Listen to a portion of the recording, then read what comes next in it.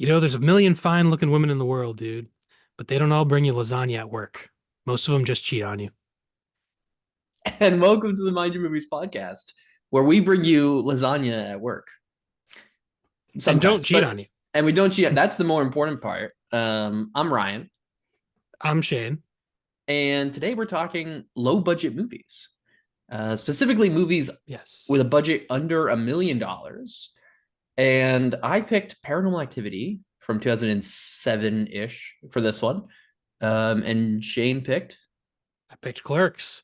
Both of them actually with a budget under $30,000. So we Yeah, we exceeded our constraints. But right. yeah, Clerks definitely a classic for me, like a teenage high school getting into movies like holy, eye opener of how you can make a movie, I guess. But we'll get more into that. The episode's called Paranormal Clerkstivity, obviously. So we're going to talk Paranormal Activity first, and we're going to get into spoilers for Paranormal Activity and Clerks. But first, we're going to talk about what we've watched recently.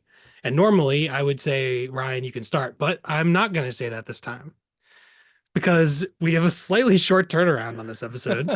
And uh, I watched every damn Paranormal Activity movie. I'm not going to talk about him here. I'm going to talk about him at the end because I think it makes more sense. So, given that, the only other movie I watched in this time was a five-star banger called Friendship, the new movie starring Tim Robinson and Paul Rudd and Kate Mara, directed by Andrew DeYoung, his directorial debut. I absolutely loved this movie. And it was just a great time. Brian, I think you saw it too, so I figured this is a good one to start with. What'd you think? Yeah, I did also see this one. This movie was pretty awesome. It's very funny. I think it's that awkward, uncomfortable humor that if you know any of Robinson stuff, right? What's the show that he did? Uh I think you should leave. no, dude, I'm right here. I'm not leaving. Get the hell out Oh, of here. gotcha. Um yeah, if you've watched I Think You Should Leave and you enjoyed that, then I can't see how you won't enjoy this movie. It's very similar types of humor, although it's much more like plot oriented and stuff, which is good.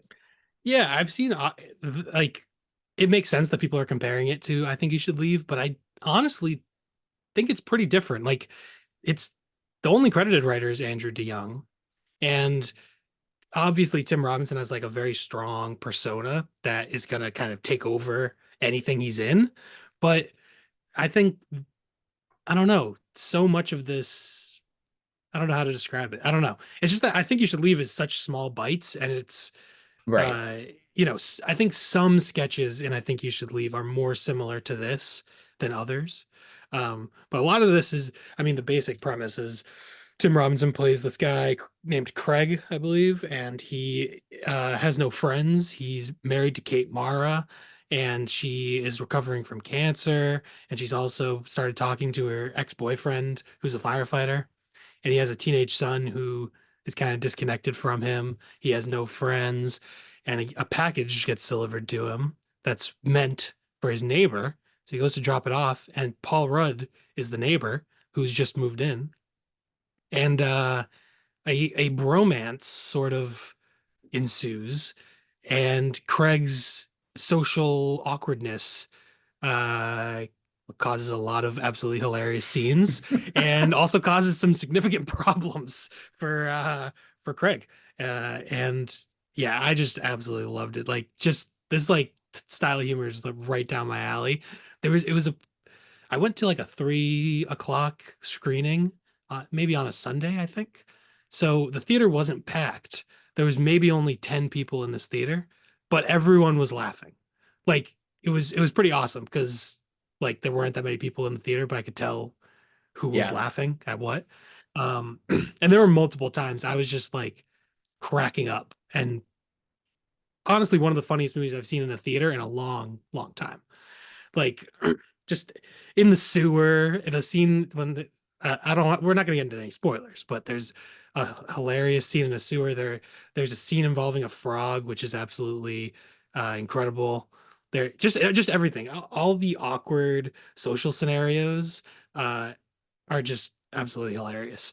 Uh, so yeah, this is definitely right up my alley. Yeah. I think the scene that really starts the uh yeah, there's one scene specifically that you mentioned, like his social awkwardness kind of puts him at odds with this neighbor, and that friendship and everything. And that scene is crazy. Yeah, are you? Yeah, there are Yeah. several scenes like Oh that, but yeah. yeah, the yeah, yeah, yeah, It's also, I mean, just towards, especially towards the end of the movie, like uh the movie is definitely kind of one of those like fever dream-esque movies where like uh you kind of like leave and you're like, hey, my legs feel kind of like jelly. Like, what did I just watch? Am I like, am I am I okay right now? Like, what did I just experience? Um, at least for me a little bit. I think I don't watch too much of this type of humor, so seeing it all at once kind of in this format was pretty brilliant. yeah. I also there. I don't think it's a spoiler to say that there's a Connor O'Malley sort of cameo or small role in the movie, which is absolutely hilarious. I love Connor O'Malley. I think I mentioned Slugs recently on one of these Yeah. what we've watched recently.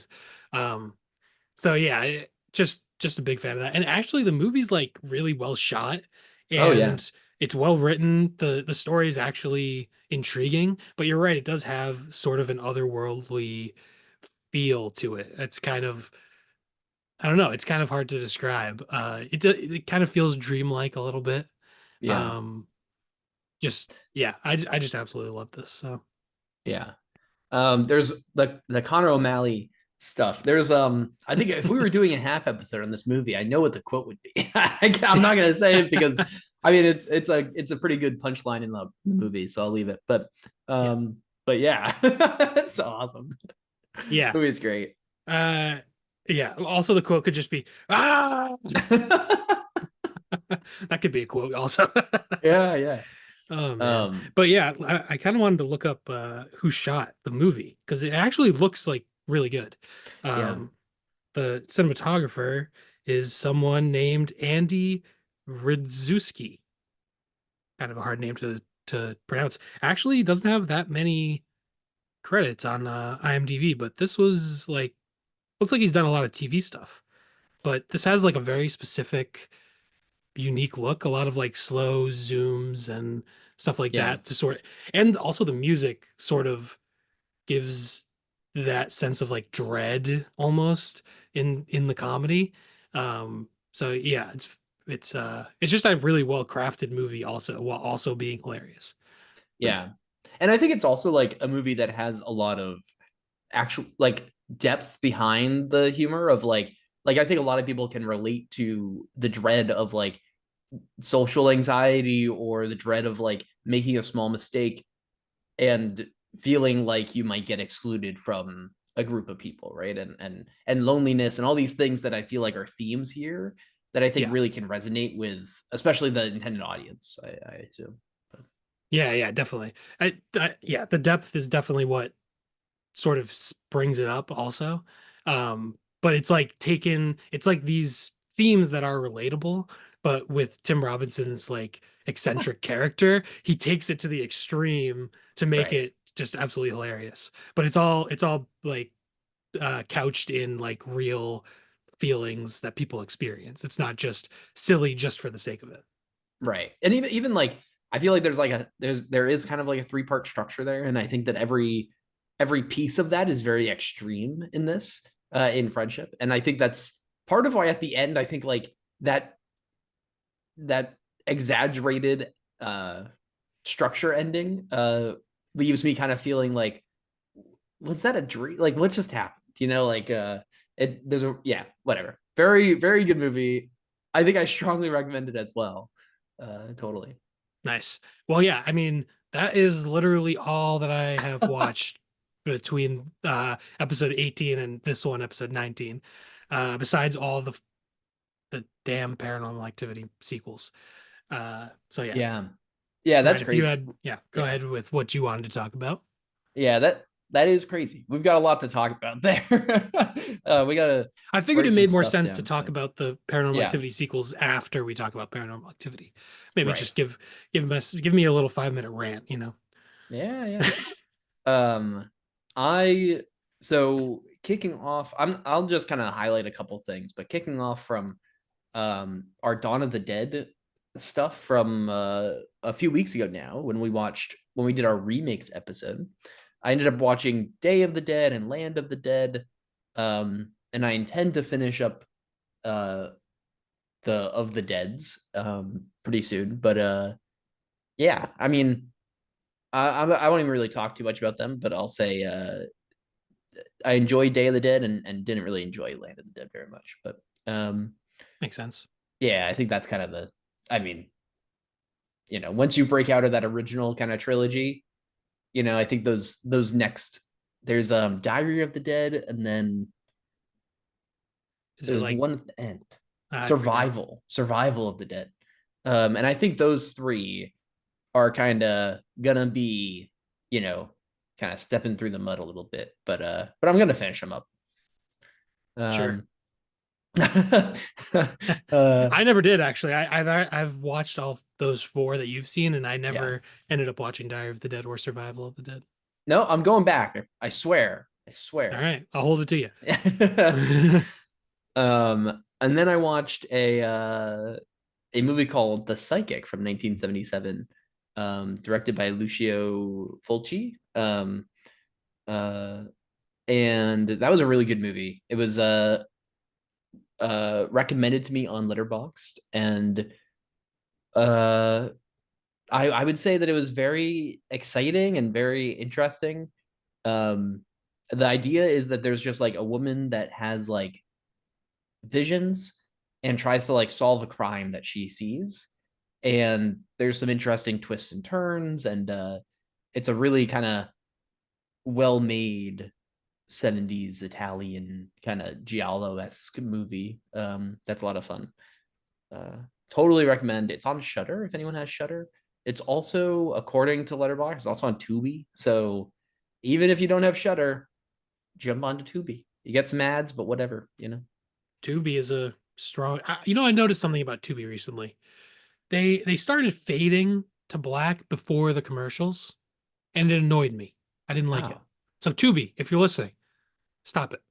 yeah. Yeah, what the hell, Tubi? It was I forget what I was watching, but it was I remember it bothering me because it just changes the pace, the pacing of the editing so much. Whereas I feel like when they just hop like boom, cut straight into the commercial and then you cut straight out of it, it's in a way it's more jarring, but it feels like it doesn't feel like you're altering the movie as much to me. Right. Yeah, I feel that.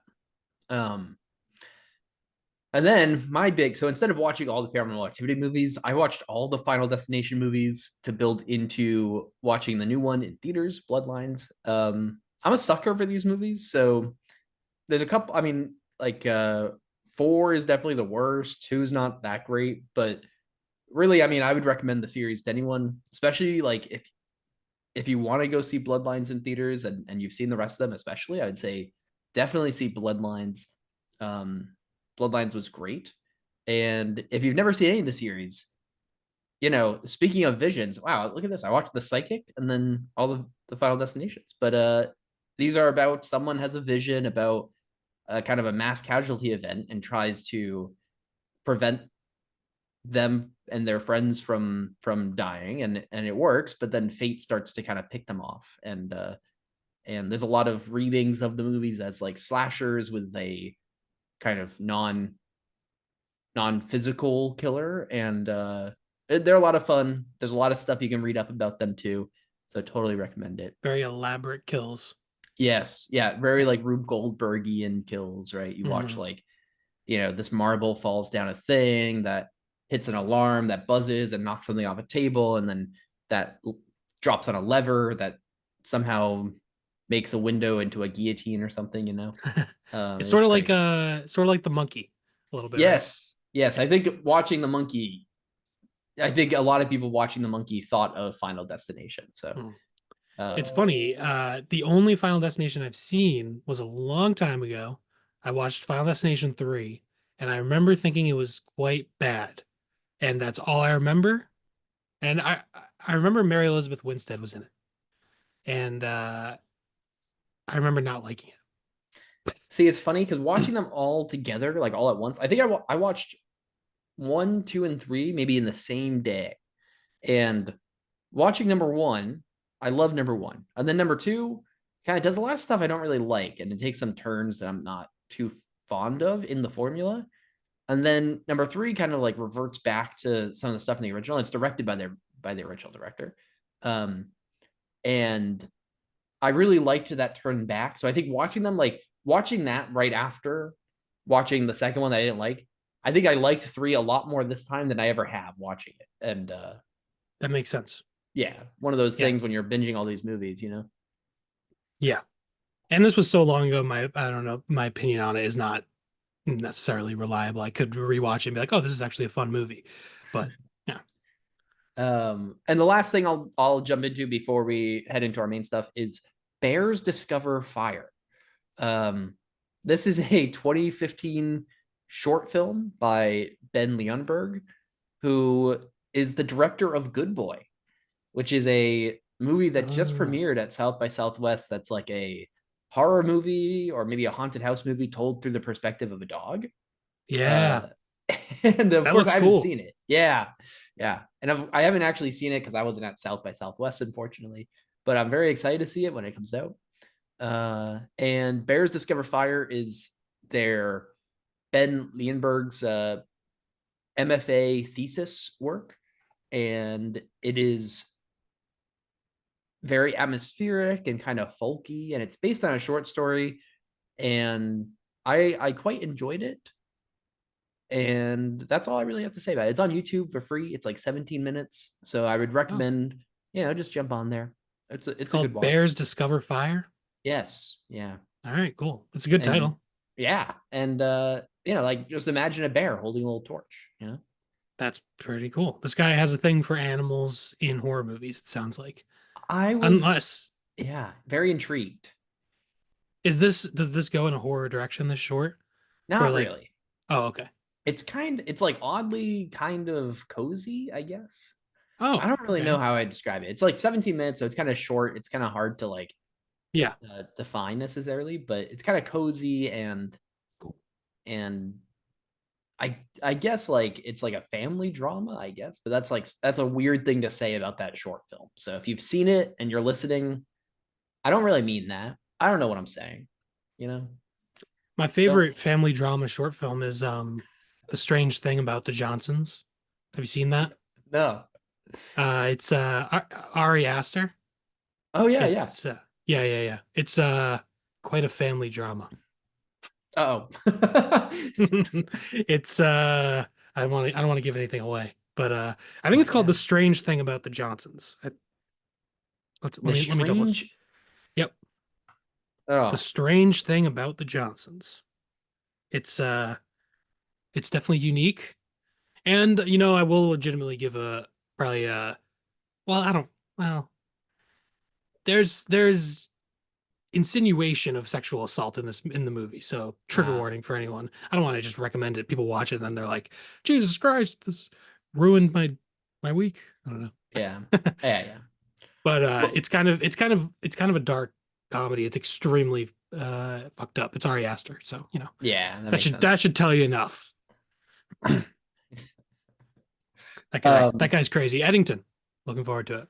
mm, yeah. Is anything else you wanted to talk about before we get into paranormal activity? That's it. I would say let's jump in. We've got a lot ahead of us. Oh boy. Yeah, yeah, we do. You can lead the charge on this one. This was your pick. Sure, yes. Paranormal Activity technically came out in 2007, but had a theatrical release in 2009. But when you look it up, it says 2007 everywhere. That's just because it had like a festival release, right? But Yeah, it played uh, like one festival in 2007, then one in 2008, and then came out in 2009, right. So it according to had like IMDb, I think. yeah. So it had kind of like a long history of trying to get it published or not published, but distributed. And when it finally did, that was in 2009 and had this big theatrical release and it made a ton of money. Well, it's directed and written by Oren Pelly. Jason Blum was a producer. It's one of his earlier producer credits. And the money from this actually helped him go and start Blumhouse, which is pretty awesome. Blumhouse now makes things as notable as like Night Swim, so that's cool. They've made good movies. Yeah, They've I know. made Just good kidding. Whiplash, Get Out, classics like Escape Room, right? Wasn't that the yeah. Um, Exactly. Yep. yeah. Big There are diversity in that. yes. Yeah. They I think the Blumhouse idea is make so many movies and then eventually one of them has to be good.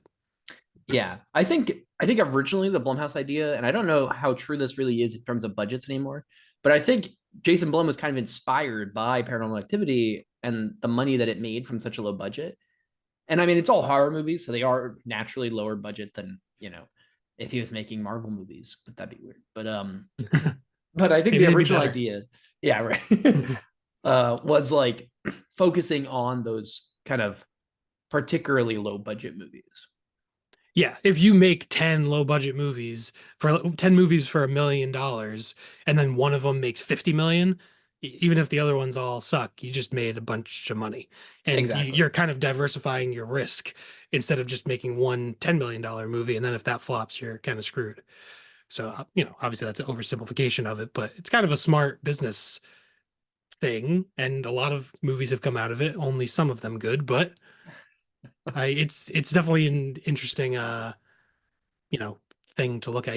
He's almost like a modern day Roger Corman, maybe. Yeah. Oh, yeah. I can see that comparison totally. Although Roger Corman also like directed some movies, but whatever. Right. But still, I mean, he also produced a lot. So Yeah, Roger Corman produced like I think hundreds of movies over his career. So I can see that totally.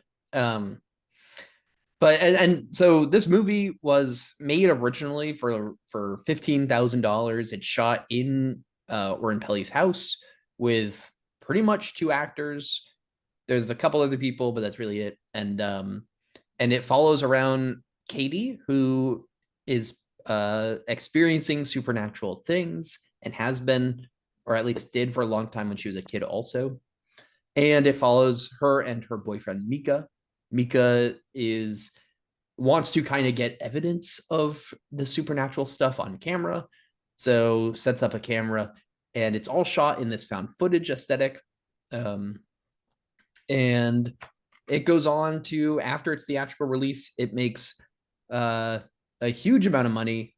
I had it written down, but don't see it somewhere. But it is, I think it made about $200 million. that sounds right. That might be worldwide. I'm not sure. Yeah, that sounds right. So it is generally considered to be like the most profitable movie of all time when you consider just like the return on investment, because it went from less than $30,000 to almost 200 million. So that's a huge amount of money. When it was finally able to get distributed, there was a lot more money invested in it, but we can talk about that later. But Yeah, it's interesting because I think a similar thing may have happened with Clerks. Like they put more money into it after it was picked up by a distributor. But uh, yeah, I looked it up. In the US, Paranormal Activity made $107 million in the US and Canada, and it made $193 million worldwide. So wow, that's over like is that like 100,000 times its or like 10,000 times its budget, something like that? probably. Here, let's just uh Yeah, about over 10,000 times its production budget. And yeah, they also in the spirit of Blair Witch, they sort of did that type of market. Obviously, it's found footage, and they did that sort of marketing of like, is it real kind of a thing. That was a big I don't know, it kind of became a phenomenon. right. And I remember this movie. I remember ads for this movie back when we were younger. And I remember seeing these trailers that were like the scariest movie of all time. And it would show like night vision shots of a theater, and people were getting scared and throwing popcorn and like shaking and all this stuff. And they filmed those shots in the kind of bluish fake night vision aesthetic of the movie as well, which is interesting. And it really sold it. I mean, I was clearly, a lot of people were interested. that's still a big thing. I mean, I think Bring Her Back is coming out this weekend, which I'm looking forward to. Uh, I think they might have done a similar thing in their marketing of filming the audience while they're watching it. Like it's still a common. There's another movie that did it recently but tons and tons of movies have used that same marketing tactic of showing the audience getting spooked and disturbed by the horror movie.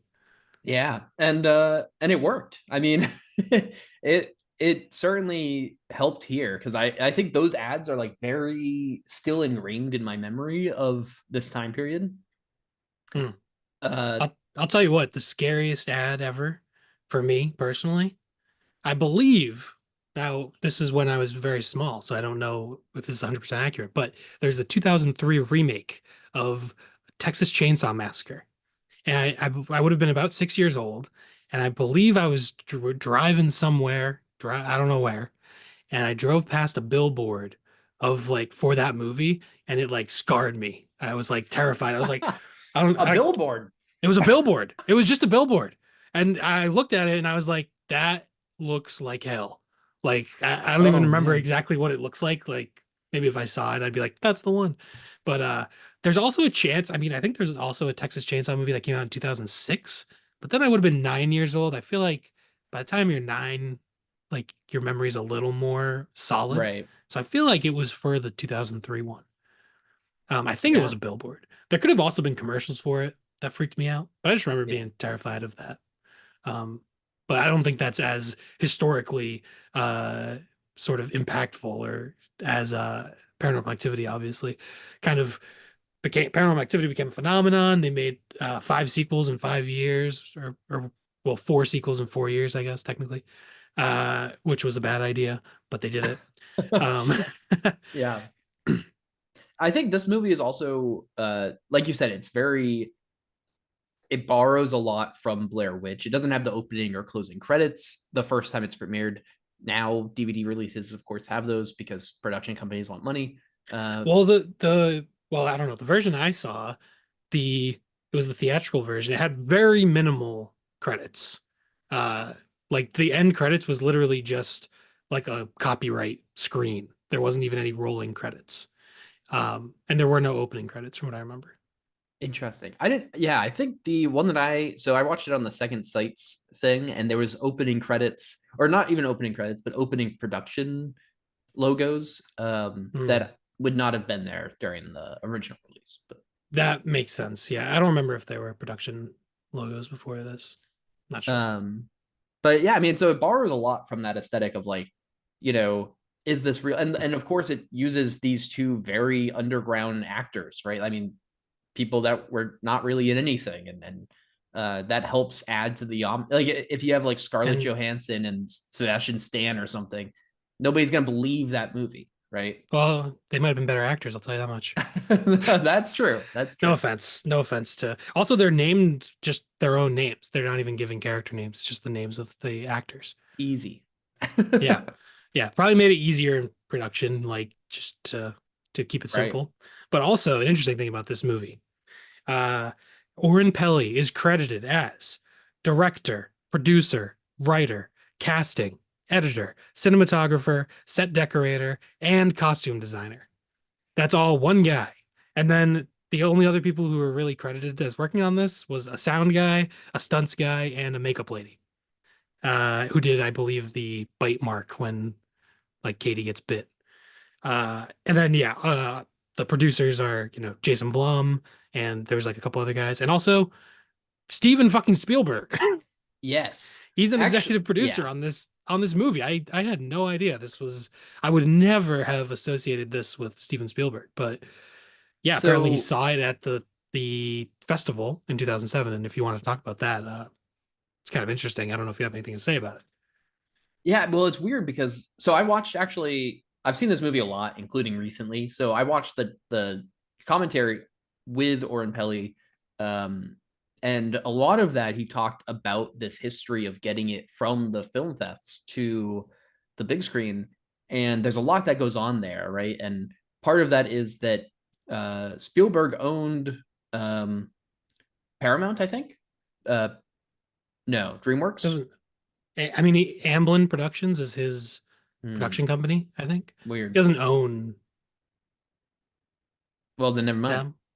But Uh, apparently he's very high up, or was very high up in like part the production process, the people that he was working with to get oh this yeah, I mean he's Steven produced. fucking Spielberg. If he tells you Right. to jump, you'll jump, right? Like that's he has um, so much influence in Hollywood that even if he's not officially yeah, anywhere, it's like if he says, "Hey, I saw this movie, it's awesome," everyone's gonna.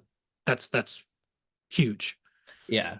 And the story that Oren Pelly says, the anecdote that he says in the commentary is that Steven Spielberg turned off this movie halfway through because he was watching it at night and couldn't finish it, and uh and decided to watch it the next day. And during the day, during the light time, and watched it and approved and was very on board with it after that, but wanted the ending changed. And so the theatrical ending was actually Steven Spielberg's ending. He essentially made the choices for that ending to happen, where she throws him up at the camera and then attacks him and then attacks the camera. Um, and that's crazy to me because I didn't like that ending as much as the original ending. So the festival cut has a different ending, and I like that ending quite a bit more. And I'll talk about that in a little bit. But that so I think it's interesting that Spielberg actually had such a big impact on this movie because obviously he had the money to say, you know, change the ending And he and made it worse. and I yeah I think it's worse for what he Also, did. I looked it up. He co-founded DreamWorks, Ah, there we go. and so yeah, that must be what he was talking about. Because right, so and then DreamWorks split up from Paramount around this time, and that actually stalled the distribution of this movie. So in 2007, it was at a very small film fest. And then in 2008, it was at another film fest, and I think that's when it got the attention of DreamWorks. And then the DreamWorks Paramount split up was happening, and so it stalled the distribution of it even longer. And that's kind of part of why it took so long for it to actually uh, get released, which is kind of crazy. Yeah, I yeah. All right. There was this crazy other thing that he talked about where originally before Steven Spielberg saw it, DreamWorks like agreed to distribute the movie, but on the account that they give him a bigger budget and some stars, like some star actors, to make it a more marketable movie. And like so essentially remake the movie with more money and better actors, and then they would give it a theatrical release. But then when Steven Spielberg saw it, he actually stopped that and said, let's just produce it as is, but let's change the ending. And I think that's really interesting because again, like using big actors kind of is very distant from what found footage generally does. Yeah, yeah. I mean, I think using unknown actors was part of the what made it work and what made it like a cultural phenomenon for sure. But I wonder if those 2 years sort of gate like it just happened to be the perfect time to release this movie. Because I was thinking like this was also the beginning of the sort of YouTube vlog era. Yeah. And by the time 2009 rolls around, like that sort of idea is the idea of someone filming themselves is more commonplace, I guess. Um, 2007, I feel like YouTube started in like 2005-ish or something I like, or think maybe they got bought by Google around then. Yeah, something like I think 2006 is really when it was like Oh yeah. actually alive, right? I Yeah. think it was So it's around before that, but yeah. yeah. So I wonder if it had just come out in 2007, maybe it would not have become like such a big mainstream success. But by the time it's 2009, people are kind of ready for this type of people filming themselves, just kind of being annoying, you know? Yeah. Yeah, I mean, I think there's a lot of cool analogs of this movie, the timing of this movie with internet culture, right? Because internet culture is like blowing like media online is blowing up at this time, right? You have YouTube, you have like Facebook is starting at this time, and you've got obviously MySpace is very big here and stuff. So This is like the time for people to be online watching media, right? Before this, that wasn't really as much of a thing, right? You didn't really, your media was like news, right? That's like the visual media that you had, Yeah. and movies. I almost imagine like if this, I mean, obviously it doesn't make $200 million if this happens, but if you just like posted this on like Reddit or something, like with no context or anything, then maybe it would have actually been creepy or something. But Right. like, I just can't, I don't know. I mean, I watched it on a TV, I got a Blu-ray. I know it's a movie. I know it's not, none of it's real. If I went to a movie theater, I'd feel like, yeah, I'm in a movie theater. It's not a snuff film, you know what I mean? But if I was on fucking 4chan or something, I was like, oh my God, look at this. Oh, this is creepy.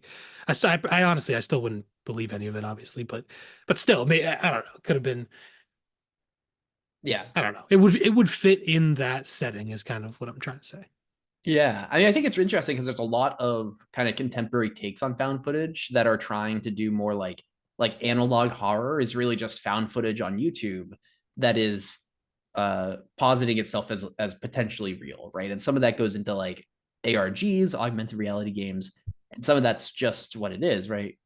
Analog horror. And some of that actually really blows up. Like Marvel Hornets was a very early form of analog horror that actually spawned the Slenderman craze.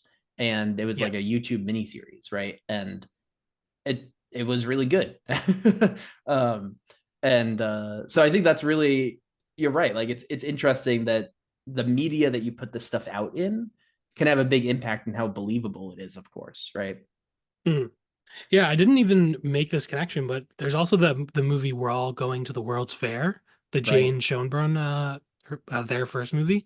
Uh that also is sort of a I don't know, examination of like that culture online and people in that culture of making horror videos and portraying it all as real online and that sort of stuff, which is a really great movie, and I would recommend it.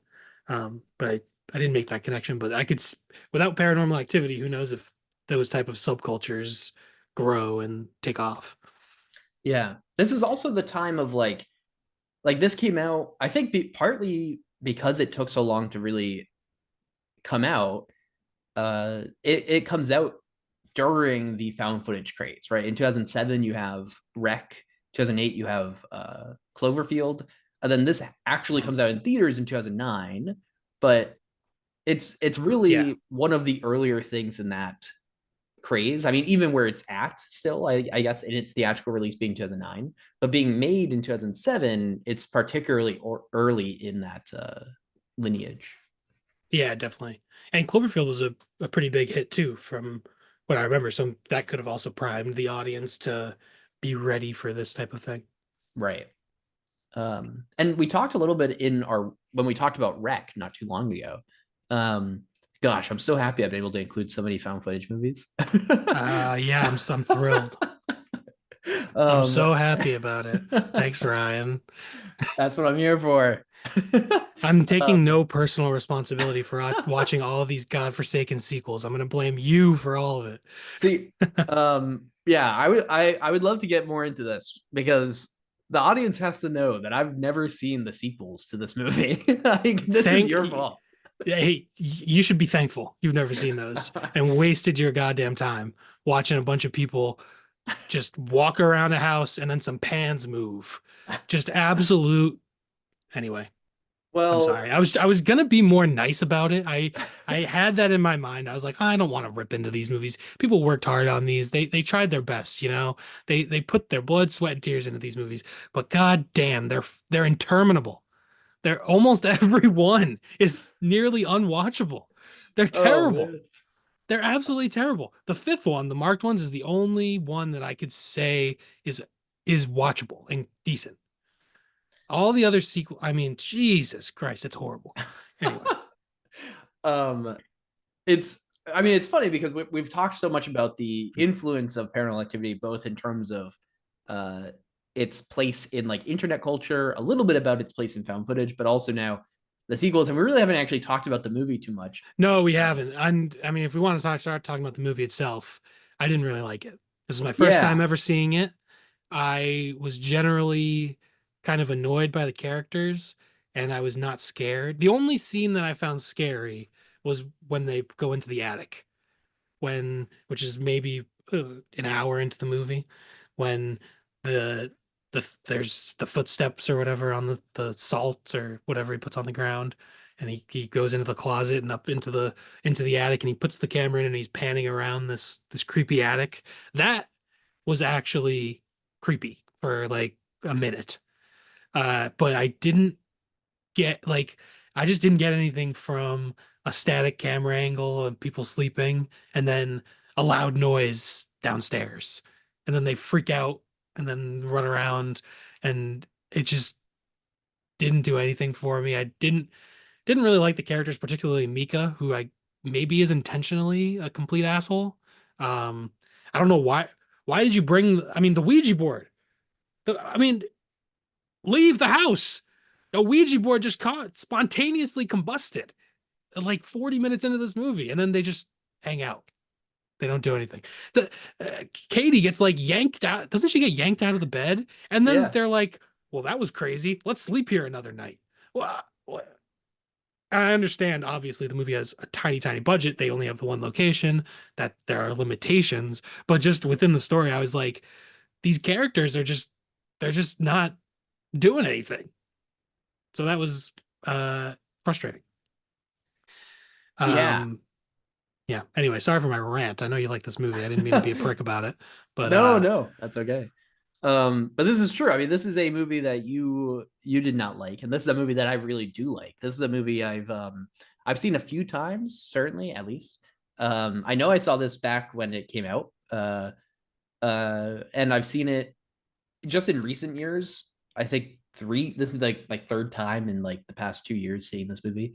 I saw it when I went to the found footage film class at the Coolidge Corner Theater.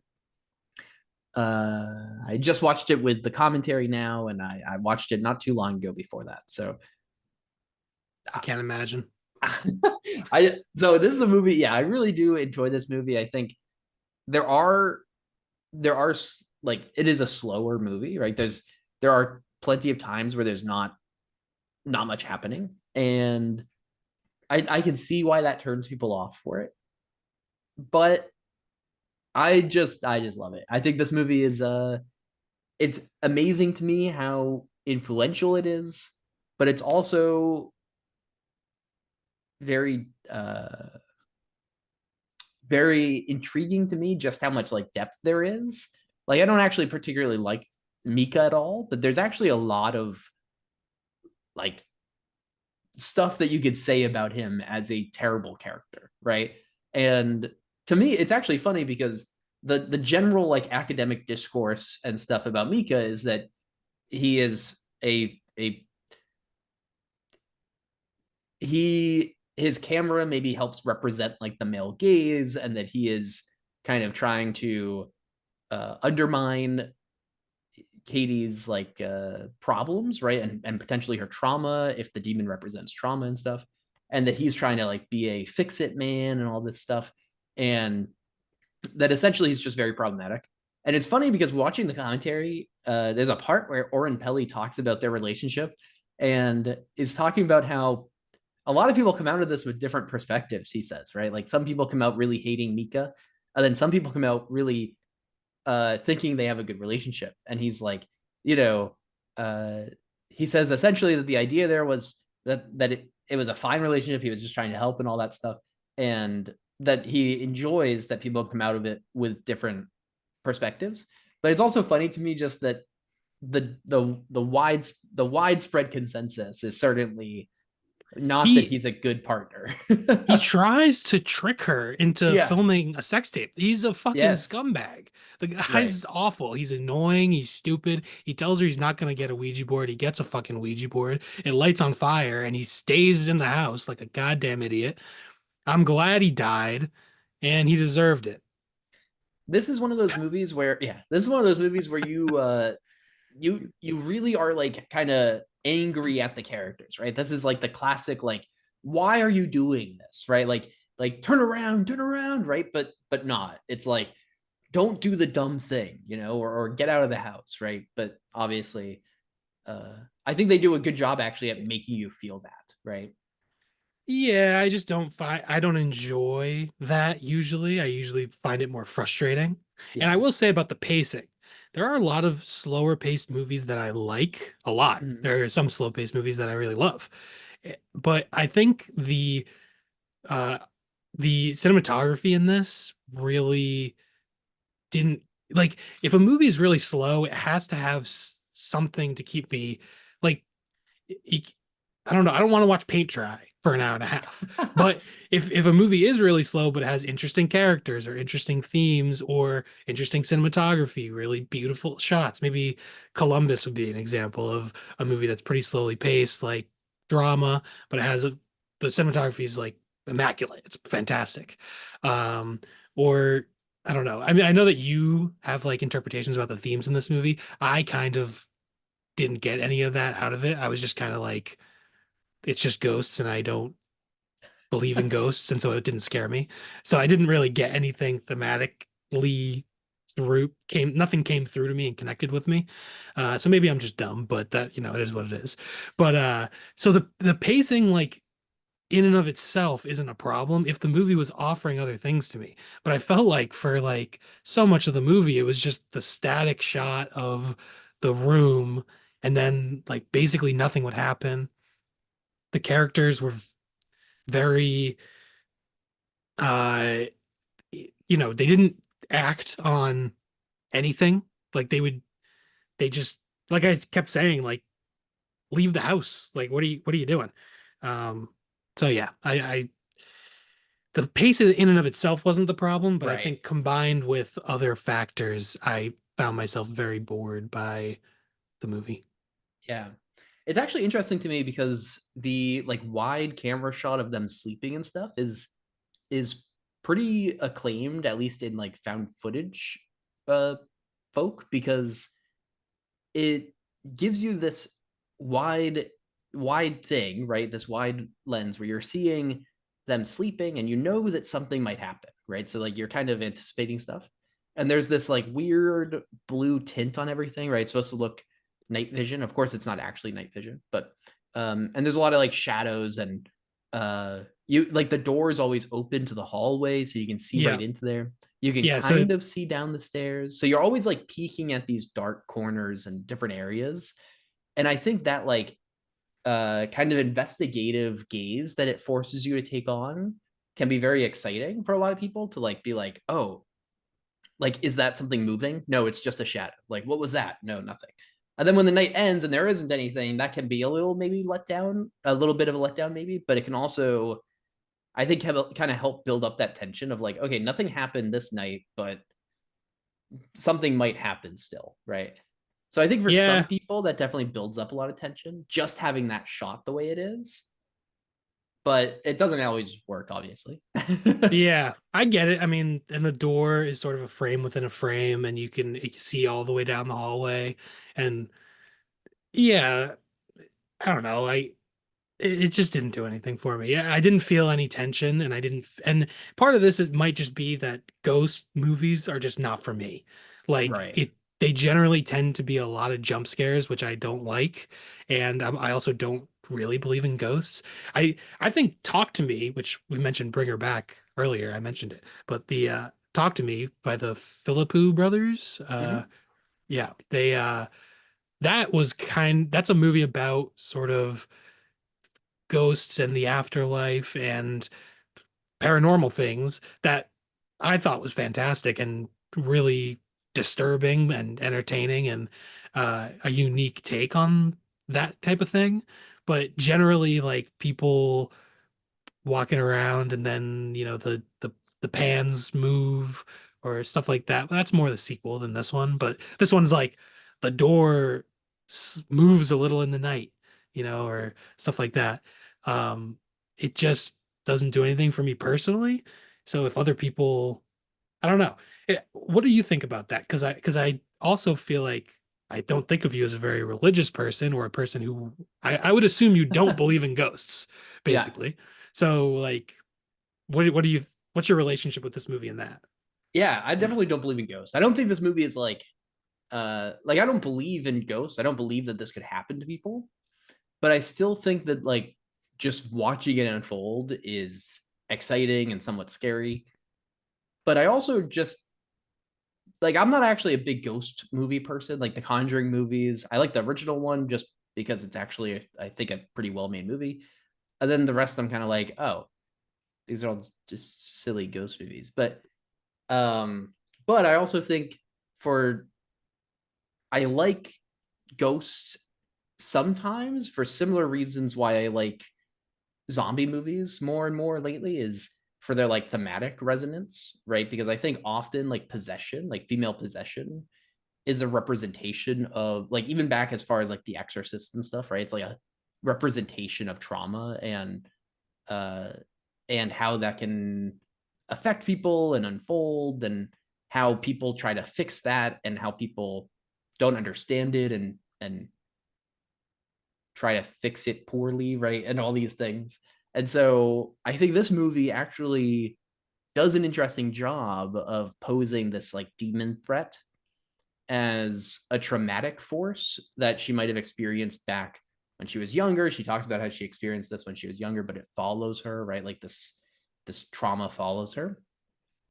And then Mika's kind of like a pretty bad boyfriend, like a pretty shitty, uh, not maybe not quite abusive, but certainly on like the manipulative and not good path, right? And so maybe that like reawakens this trauma and then he doesn't understand that and there's kind of this perpetuated trauma path that she's going down. And so I think there's a lot of like kind of metaphorical symbolism for ghosts that I really appreciate when it's told in this type of way. Whereas something again, like thinking of like the Conjuring movies, like I don't know, The Conjuring 2. I don't even remember what that movie's about, but I don't feel connected to that movie at all because I'm gonna say it doesn't have much metaphorical resonance because it's just trying to tell the same story of like the Ed and Lorraine tapes or whatever. I don't know, but like Yeah. I don't believe that ghosts are real, so that doesn't actually affect me. But for this, So I think there's some connection of like also there's like that connection of just like it being found footage feels like there's like that connection to like you're almost watching news or you're watching something like that could be real and then I'm like intrigued like how could this happen really even though I know it's not, right? interesting. I am also not a found footage guy. This movie is just not Right. made for me. I don't like Yeah, this is ghosts. I yeah. don't like jump scares. I don't like found footage. Like this movie has nothing to appeal to me. Um, but but the found footage movies, I feel like maybe part of what I don't like about them is that they take away a lot of like cinematic techniques that I are the reason that I like movies. Like nice cinematography. You can't do it because it's not realistic, really.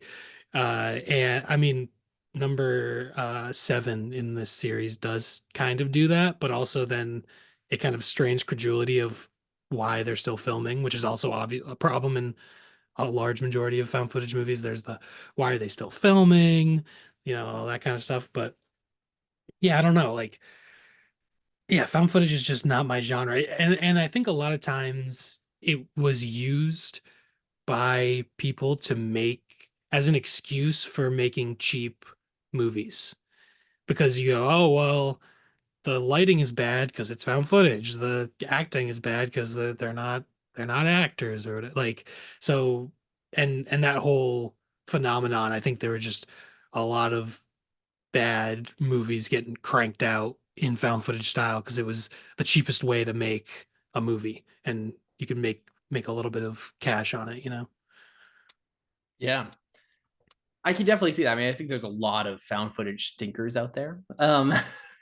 Yeah. But to me, I think there's some appeal to that whole like anyone and this isn't just with found footage. This is, and we'll see this with Clerks too, right? But like anybody can make a movie type of thing, right? Hmm. And it's like fascinating, like Blair Witch and Paranormal Activity taking such simple concepts and such simple techniques and uh remedial techniques, even, right? Whatever. But like making something that is so influential from nothing, right? And I think that's really kind of fascinating, even if not particularly cinematic, right? Yeah. It's interesting when I was watching that. So, like an idiot, I bought a box set of all these goddamn movies and I didn't like any of them. So there's 7 movies in the box set and there's a documentary, which really feels more like a DVD extra, but it's its own disc in the set. And they talk about each movie. It's pretty surface level, but it's fine. It's interesting enough. Uh, but every single movie they talk about the movie, and then at the end they tell you how much money it made at the box office for every single one. And I feel like with these movies, like such a big thing is the money. And I'm like, Yeah, frankly, I don't give a fuck how much money it made. Like I right. just care if the movie's good and if I enjoyed watching it or if it's interesting. And I I think in a bad way, this movie's influence is that it made so much money, and then a lot of people who are more interested in making money than making a good movie, like hopped on this bandwagon, and they were like, "Oh, we could be the next Paranormal Activity." I don't know, and then just a bunch of bad movies came out with people who just were trying to make a quick buck. Um, so yeah, but not that every found footage movie is that way, but Right. it is nice that with digital cameras and everything, making movies is a lot more democratized, and people can make interesting movies and put them on YouTube. Like Joel Haver can make movies with his friends and put it on YouTube, and almost like Clerks, but now you they get out to the world and millions of people can see it uh, just at a click of a button, So that's really cool for creative people and artists, but also I think people use the genre cynically as well. Yeah, I definitely agree with that. I think this movie particularly wasn't, I think it was made at a time when found footage wasn't really sure if it would make money, right? Yeah. So this kind of, like you said, it's kind of its fault maybe that there's so much bad crap after. Um, but but also I think it's interesting that it uses, I mean, like found footage before Paranormal Activity was much worsely shot. Worsely? Whatever. Was shot much poorer. Oh God. I don't know how to Was speak. shot worse. Was The shot worse. cinematography was worse before Yes, Paranormal Activity. because Paranormal Activity takes the innovation of actually mounting the camera, right? And that stationary camera, I think, does a lot of help for this. Again, you didn't really like those shots, but I think a lot of people really appreciate those shots of the bedroom where you see so much of the room, and then you're kind of waiting in anticipation for stuff to happen, and then eventually stuff does, right? But this like operatorless, like surveillance style of found footage became really influential, and that's really the only reason I've ever wanted to see the sequels that I've still never seen. But like I know, and you know more about this now, but I know like two, I think it is, that uses actual security cams, and that's I think the first in found footage lore that's at least attributed to that, right?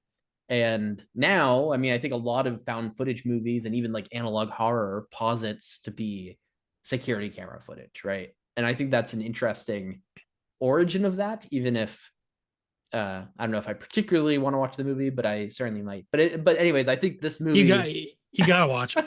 You gotta yeah, watch all of them. yeah. You want me to give you a little rundown on the sequels and Um, what they do that's unique? And yeah, well, I think so, because I think, yeah, I would love to hear that, because I think this movie is the start of found footage trying to move away from shaky cam. And like we see this in like Wreck, right, where they have like the armrest camera because it's a recording crew, Mhm. right, which is very reminiscent of like Ghost Watch from a decade before Blair Witch, right? But then Blair Witch was so influential that shaky cam is what people wanted to do, and it certainly doesn't work for everyone, right? And so having the stationary cam is such a step forward for found footage that I think those shots are fascinating. I think they're scary, and I also think they're uh, a good indicator of what found footage can do. That's more unique. But Mhm. but yeah. So I get that. what does what happens? What are the So, innovations? well, also I will say, I would just make a movie normal and not found footage. That would be what I would prefer personally. But Yeah. all right, let's get into these sequels.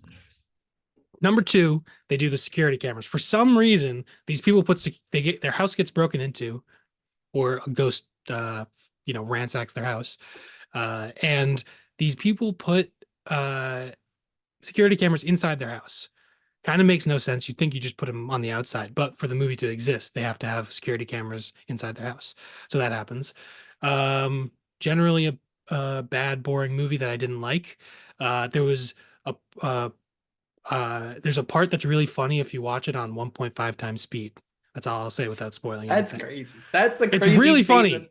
It's really funny. You put it on 1.5 times speed and then you crack up because it's really funny. But I don't want to spoil anything. That was my favorite part of the movie. Number three goes back. It's a prequel. It's set in the 80s. There's a video camera that a guy puts on a fan and it oscillates on top of a fan. And Right. so I've heard this. that's sort of the interesting formal thing that goes on in that movie. Uh, Also not very good, but better than two, I'd say. Not as good as the original, I guess. Number four, terrible. They use an Xbox Connect and it looks weird and bad. And yes, I think I that's remember trailers with that. yeah. And they have like green dots all over them. It's like Xbox Connect Night Vision or something like that. I don't know. Uh, that one was very bad, maybe the worst in the series. Number five, the only movie I liked. Finally, we're out of these fucking rich white people's houses. We've gone and we have actual human beings who do things. They go places. We see them moving around the world.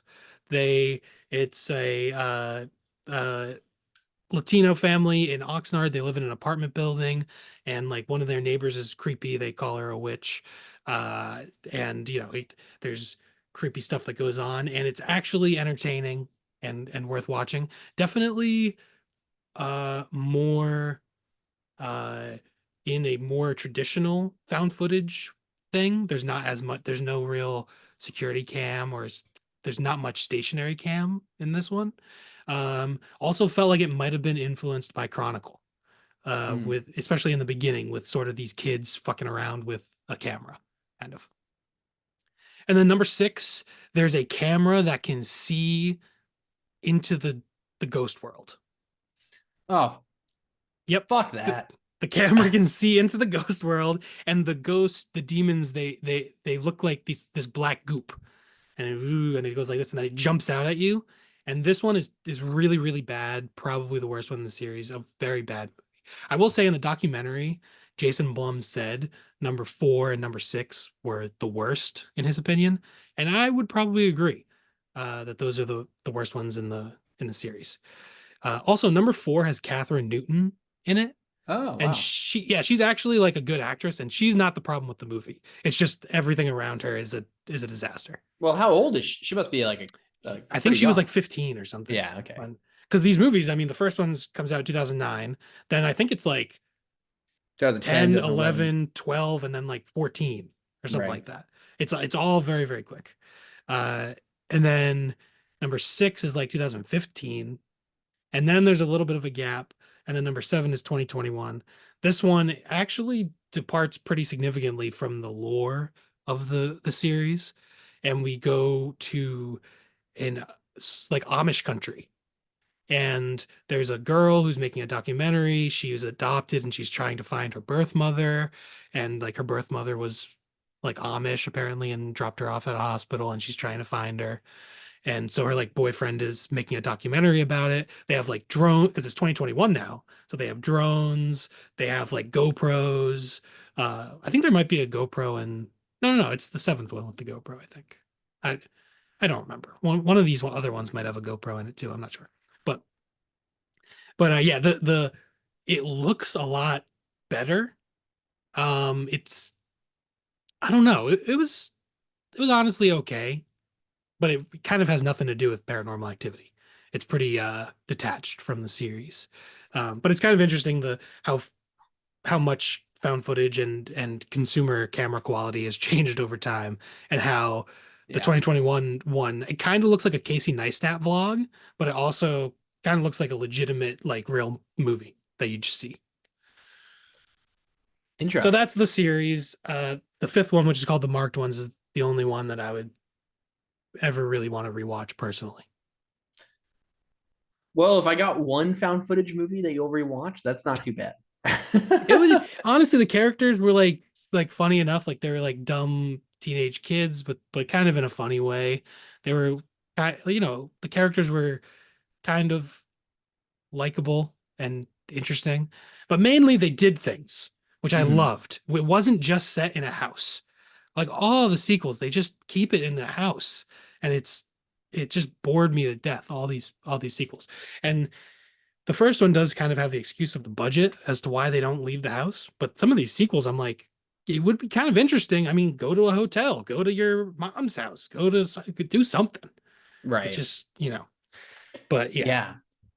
Yeah, it's interesting that this is like this one makes sense where it has like $15,000 to work with, and that's actually, you know, almost inflated when you consider what he actually had to work with in terms of setting and all that stuff, right? But so there's really no way that they can do anything particularly meaningful outside the house. There's even in the house though, there's like pretty minimal setup. Like we talked about single location movies not too long ago, and we talked about how in Rear Window and uh Rack, wreck, wreck. Rack, um there's like a lot of diversity in the locations, even though Yeah, it's a single space. Or I guess vice versa. There's a lot of yeah, diversity in the spaces, even though it's a single location. And this movie really doesn't have that. There's like they go outside at one point to the porch. They're in the living room at one point. They're in the dining room cooking dinner. But a lot of this movie is told from the perspective of the operatorless camera in the bedroom. yeah, Um, and there is also the attic scene, and I think that's probably one of the strongest in the movie, and I think you agree with that, which is cool. yeah. That was the creepiest part of the movie for me. But I think it's interesting because even though this movie doesn't take advantage of the different locations it could have, right? Like there's a lot of space in the house and outside the house that they could have used more, right? But they almost limited themselves by having that surveillance camera style that I think is influential to this series or to found footage. Um, and I think is a good benefit to this movie, in my opinion. But also, I think it does take away from the ability for them to do things in other places, right? You can't really go to another Yeah, room if your tripod is set up in the bedroom. yeah, yeah. That's true. Um, I don't know that I have that much else to say about the movie, but I noticed a thing when I was watching this movie toward the beginning. Katie Featherston. I actually like Katie Featherston. She came across very likable. She's a good actress. Kind of interesting that she became so iconic from this movie and this series. Um, but toward the beginning of the movie, she's brushing her teeth, and I should have brought a toothbrush to demonstrate. If anyone's on YouTube watching, you'll see she What the hell are you she talking about? squirts toothpaste out, kind of, a little bit out of the tube and up facing the ceiling, and then she takes her toothbrush with the bristles pointed down, and she scrapes paste off the top of the tube. And then I believe she maybe puts it underwater and then brushes her teeth as normal. However, I've never seen a human in my life put the toothbrush bristles down facing the floor and scrape toothpaste onto the brush. I have always done toothbrush bristles up facing the ceiling. I squirt the tube of paste. I squirt the paste onto the bristles. Then I wet it and I brush my teeth as normal. And I was curious if you noticed this, if there's any controversy or discourse about this online. Uh, how do you brush your teeth? I mean, this is a rich discourse. I think we could begin here. Uh, I love that this is what you took out of this movie. This was my primary takeaway from the This is movie. your primary takeaway. Um, so I guess to answer these questions in no particular order, but I brush my teeth. I put the toothpaste facing down, and I have the toothbrush bristles facing up. Yes, that's how And I brush my teeth as well. yes, I think my mindset there is that I don't actually think about it. That's just how I grew up. But I Yes. also think it's interesting because toothpaste is it's viscous enough uh, that you don't have to worry about it dropping, right? So if you squirt a little bit down, it's not gonna like plump all the way to the ground with gravity. It'll hold its shape there, right? And so you can kind of scoop it with the bristles. Um, and I think that's a really interesting design choice for toothpaste. And Yeah. But you'd if think having the bristles facing down, there's some gravity danger there where you scrape off, you got to kind of do a quick turn. Otherwise, it yeah, could fall off. yeah, because once it's not like attached to the rest of the tooth, I don't know what I'm okay. You know, we're gonna have to like put a poll out there or something. I don't know if there's Does a anyone poll. Yeah, if there's a poll people out there, respond to our poll about your toothbrush technique? paste technique. Yeah, if Yeah, there's if not a you're poll, let us know in the comments. But on the YouTube, please comment below. Does anyone in the world brush their teeth like Katie Featherston? Is she the only one? Also, if Katie Featherston, if you're watching, I liked you. You were the only part of the movie that I liked. And if you could please let me know why you brush your teeth this way. Do you still brush your teeth this way? Has anyone else commented on this technique of brushing your teeth? I have to know. crazy. Um, that's astonishing. That Hey, yeah, I love that. I had to notice something about the movie. Yeah, yeah. Um, that yeah, it's fascinating. So I think I might have to go back and rewatch just to like get a real breakdown of what's going on in that scene because it is yeah. fascinating. Yeah, episode, what is this, 19? Episode 19 and a half is actually just a dissection of that scene. We're going to be breaking down that Frame by scene frame. frame by frame, and we're going to try to reenact it to see if it's actually even possible to put toothpaste on your toothbrush Yeah. like that. No, It seems high difficulty. High risk, low reward. well, maybe she's living on the edge. Yeah, I like it. Um, so here's something to point out. Do you know the wide shot of the room? Oh, Of I know it. course. You know it. You love it or you hate it, I whatever had to it watch it is. for about an hour.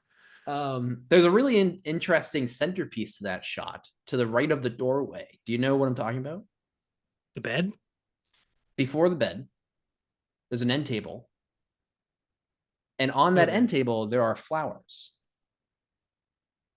okay. I didn't notice this. Okay. The flowers are orchids, um, which which is an interesting symbolism here that I actually don't see a lot of discussion of online. But orchids are epiphytes, which are a type of flower that are kind of like parasites, except they don't actually take nutrients from the host, but they do. They take physical support from the host. So, for example, orchids, you can grow orchids without trees, but orchids, if they're in a tree, can grow better because they can get the physical support from the tree. So, fun fact. But Okay. uh, this is true with many epiphytes, but orchids are the most prominent epiphytes. So is Um, Katie an orchid without a tree? Because Micah is not a tree. He's a little mud dirt, little scum boy. well, that's true. I could see that as a reading of this, but I could also see a reading of this where the the demon needs Mm. her for physical support, even though it maybe is docile and not actually leaching nutrients from her. And then as it's being like prodded by the camera and the Ouija board and all this crap, it starts to it's really trying to take over uh Katie, not because it needs her physical nutrients or whatever, right? But because it just wants to kill Mika. That's the whole goal of the demon here, perhaps. So Oh, interesting. um That the demon hates Mika so much that he just wants to kill Mika. So this yeah. could be a guardian demon. Yeah, I mean it's like, or at least an epiphytic demon, right? It's one that grows, it's not a parasite, right? I mean, I think that's like Oren Pelly did not mention anything about the orchids in the commentary, and I was kind of hoping he would because I have this whole theory about them, but whatever. Um, and so my thought though is that the orchids it's they're often thought of as parasitic, right? And demons are often thought of as being bad for the host, right? But perhaps this demon wasn't really bad for Katie, right? Katie's lived with it for many years. I mean, this breaks down my whole metaphor of abuse, obviously, and trauma that I mentioned earlier, Hmm. but whatever. So maybe this demon isn't actually bad for Katie. It's more, again, it's just it needs her because it can't be attached to this world without her because it needs that physical support. But as it's getting like poked and prodded with a camera, and Mika's doing stupid crap. Like, also, did you said salt earlier? It's not salt he puts on the floor. Yeah, it's like sugar or something, right? Yeah, like Well, sugar what's the maybe. difference? That's It's crazy. some white shit that there's footsteps. Yeah. And so as he's doing all this crap, You know what's interesting? I I never think of ghosts as walking. I think of them yeah. as floating. Well, it's a Sometimes they don't even demon. have feet. I think of them as like little Casper the ghost just sort of floating around. But this thing walks. It's a demon. I guess it's a demon, not a ghost. But even a demon, you're right. Demons usually have feet, There you go. but they kind of like jump around and stuff. Yeah. But those Obviously, footprints were kind of everyone weird, knows that. right?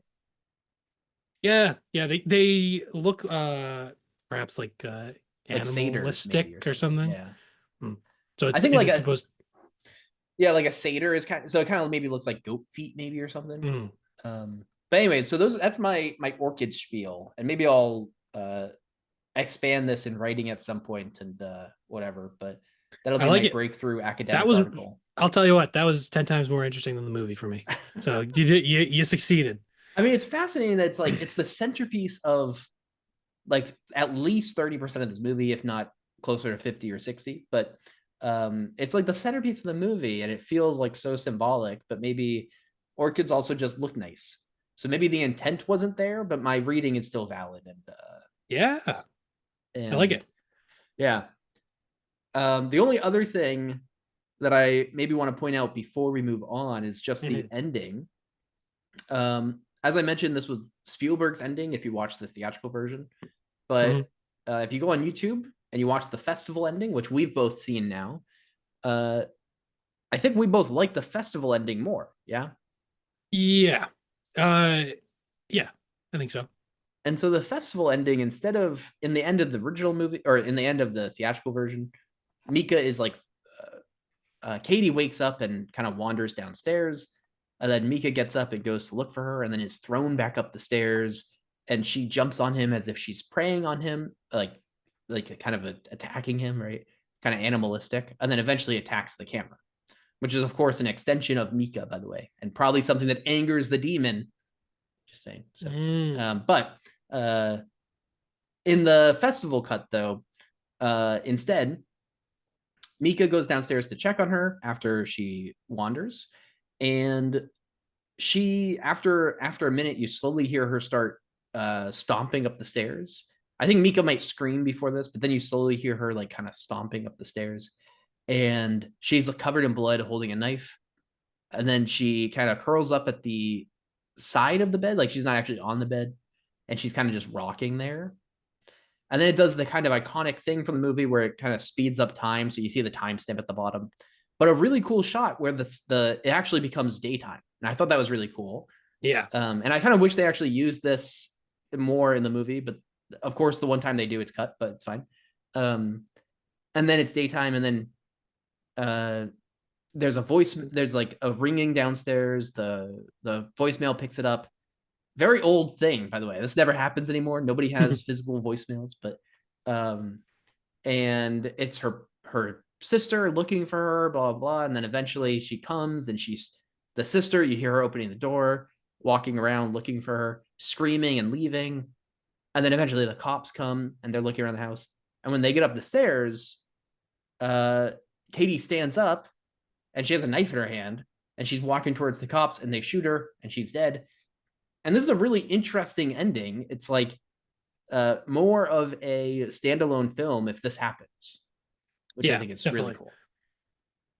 Yeah, they would have had to go other directions with the sequels, which I probably would have preferred, but Yeah, I and then think so there's the theatrical ending where she sort of makes a ghost demon face at the camera. Right. And then there's the festival cut. Then there's also an alternate ending, which is on the Blu-ray. The festival Right. cut's not on the Blu-ray, but the alternate ending is. And in that one, it's basically the same, but like I believe Mika like screams and stuff. She comes upstairs, she's covered in blood, holding the knife, and then she like stares at the camera and slits her own throat. And that's the end of the Right. movie. Right. Kind of weak, not a probably my least favorite. I don't know. The alternate and the regular theatrical are both just okay, but I think the festival ending is actually pretty cool. Yeah. And I don't think it really changes the movie too much in my opinion. Like Well, the the yeah. the alternate cut definitely would change your orchid thing because the demon's definitely Yes. not benevolent if he slits her throat. So Right. the alternate ending would ruin that theory. Yeah, that's true. Also, I think the traditional, the theatrical ending, I should say, where she kind of like it looks like she's like an animal actually like preying on him, right? Like she's it almost looks like she's like eating him for a minute. And then she like attacks the camera. I think that kind of supports my theory because it's not hurting Katie at all. It's just attacking the guy and then attacking the bullshit stuff that the guy that's really just an extension of Mika, right? And so orchids. Yeah, there you go. Cool. Ratings? Uh yes. I give this movie 4 stars, but I might up it after talking about it more. I don't Nice. Cool. know. You can up it if you want. I gave it 2 stars. Yeah. I didn't like it. Uh, I I'll leave it at 4, but part of me is like, maybe I should just fuck it with 5 and just bump up our rating. But I won't do that because That is that's cheating. unfair. Now That's cheating. that's a little foul play right there. Yeah, I will say there is a chance in the future. And if anyone follows me on my personal letterbox, which is linked in our show's letterbox, um, there's a world out there where I've rewatched this not too long from now and give it 5 stars. Nice. But I'm at 4 right now. So Good. I'm glad you like it. I'm glad you find it interesting and can read things into it. I just didn't get that from it, but that's okay. yeah, Different sorry I strokes for put you different through it. folks. Nah, it's okay. Honestly, I the original was okay. It was really the sequels that got me that drove me nuts. Two yeah, through four was brutal. as a reminder to anyone that watched us pick these when we talked about them, or just a heads up to anyone that maybe this is the first time watching our show. I'm not a sadist or whatever, a masochist. I didn't make Shane watch these. I just picked one movie, and Shane bought the whole thing. So Yeah. I guess I'm also not a masochist, but it seems like I am because I watched all those fucking movies. But I'm just a completist, I guess, which what's the yeah, difference? yeah, that's true for something like Yeah. this. Do you have a Um, rating recap for Paranormal I Activity? do. I'm not happy about it, but I do have one. Oh, okay. um, IMDb, this has a 6.3 out of 10. Uh, this has a 2.9 out of 5 on Letterboxd, an 83% on Rotten Tomatoes, and a 57% audience score, averaging out to 6 point, I'll round it to 6.8, 6.775, whatever. 6.8 out of 10 average, which isn't too bad for a found footage movie. I think found footage and horror and ghosts, particularly, like they all get fairly poor reviews generally. But yeah, I'm I think I'm happy to see that the critic versus the audience, there's a pretty big discrepancy there. Uh, but yeah, Yeah. this I will say Critics this is like a seem very well written movie, like well written about movie. There's a lot of like Hmm. academic writing about this movie, which is cool. Yeah, I get that. Seems generous to me, but that's okay. All right. See, I'm Time to like move too on. low. All right, time to move on to Clerks. I do like that Paranormal Clerkstivity, kind of a good title for this episode. It's an awesome title. Very good title. Clerks, another movie that spawned a franchise of varying quality. Uh, spawned Kevin Smith's career. Podcast wouldn't be the same without Kevin Smith, an iconic character in cinema. But yeah, Clerks, 1994. Written, directed, produced, and edited by Kevin Smith. It's about a day in the life of clerks at a convenience store in New Jersey, with a video store that's connected to it. The main character is Dante. He works at the Quick Mart or Quick Stop, I think it's called. And yeah, basically, it's just a bunch of wacky characters coming in and out, a bunch of funny scenarios. Most of it takes place at the quick stop, with a few little detours along the way. But yeah, it was made on a $27,000 budget. Also, you can hear Kevin Smith like talk all about this anywhere on the internet. So there's, I don't have to talk too much about it, but I believe he put the entire budget on credit cards. And yeah, also this was made in 1994, so it was shot on film. So obviously film is a lot more expensive than digital. So that's probably a big part of the reason the budget is bigger than Paranormal Activity's budget. Um, but yeah, I mean, the way Kevin Smith tells it, he was very inspired by Richard Linklater's movie Slacker. He saw that in like 1990 or 1991, and he kind of realized that anyone can make a movie. And yeah, he made this with his friends. A lot of cool. We'll get more into the details, I guess, as we talk about the movie. But it played at Sundance in 1994. It got picked up by Miramax. Um, and yeah, now there's sequels, there's spin-offs, there's the whole View Askew universe. Yeah, and it's also a pretty very influential movie, and definitely a big part of the 90s American independent cinema movement. But yeah, this is a movie I saw in high school and loved, and kind of was inspirational of, anyone can make a movie if you have the mainly, I guess, the want to put in the effort to do it, I guess. And the Uh, credit cards. yeah, I guess you gotta be willing to go into deep debt and take significant risks. But yeah, also Kevin Smith worked at the Quick Stop where they filmed the movie. And most of the cast is like his friends in New Jersey. But yeah, love this movie. This was like the first thing that came to mind with low budget movies, even though there are a million other examples of, El Mariachi or stuff like that. But Ryan, what was this your first time seeing Clerks? What'd you think? Not my first time. I do quite like Clerks. I've never seen the sequels, and I almost was like maybe I'll watch them, but uh, yeah, I didn't end up doing that. Have you've seen the sequels? I assume. I've seen Clerks 2. I've not seen Clerks 3. I have Okay, not kept up with Kevin Smith's recent output. yeah, Um, but because I do. Clerks 3 I is like 2022, right? Yeah, something like that. Something It's like that. pretty recent. Yeah. But Clerks Um, 2 is, I believe, 2006.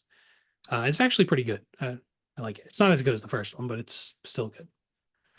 um, I so for this one, I actually watched the first cut, um, Oh, which is it's like a special feature on the Blu-ray and stuff.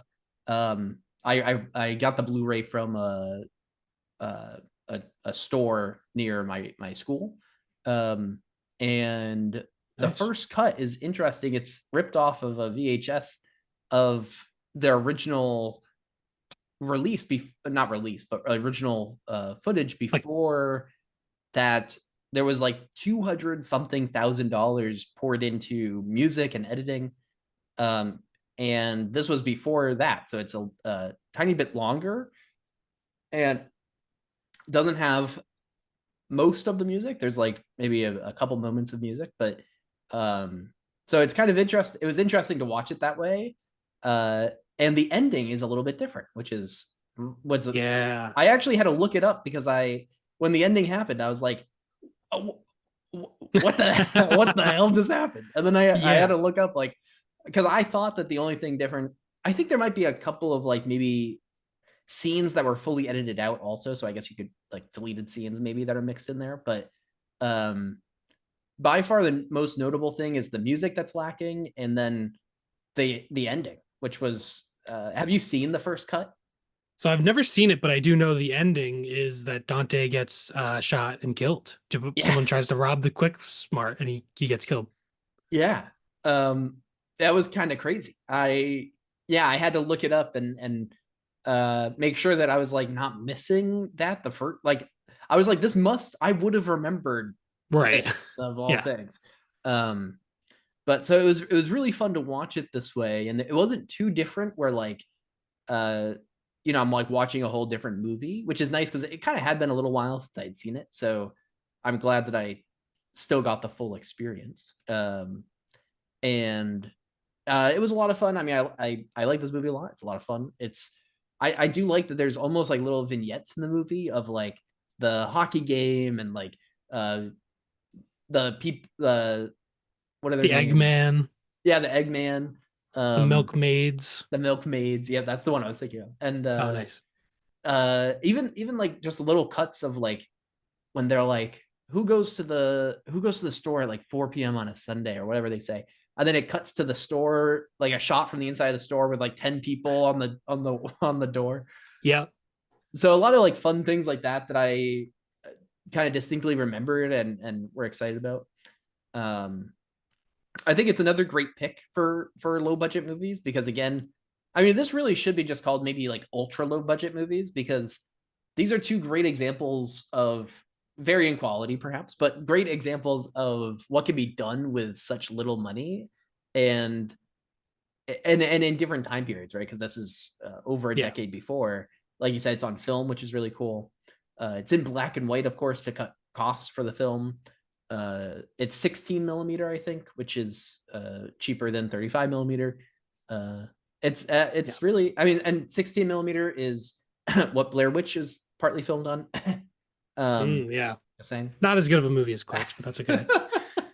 But yeah, I mean, the black and white cinematography, I think it makes, obviously it's cheaper, so that's helpful, but also it makes the movie look less cheap.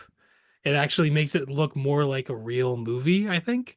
And like if we were just inside the, because especially a convenience store, there's just so much shit around. There's so many colors that it's like a disaster of just to look at it. If you actually look at it and think about it, and you saw it on a movie screen, you'd be like, "This looks awful." Like just so to put it in black and white, it makes it actually look a lot more professional. I think, even though obviously it is clearly a low budget movie. But yeah, I think the cinematography is also it's very smart the way they shoot a lot of the movie. A lot of the movies in two shots with just two characters talking to each other.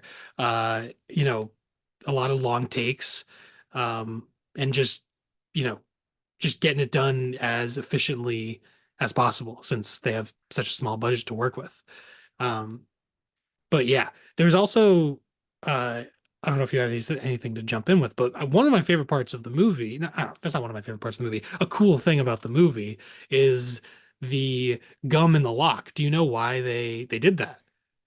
Isn't it because he could only film at night, right? Yeah. Because he worked Yeah. there during the day. Yeah. And so they had to pretend like there was a reason why it was dark.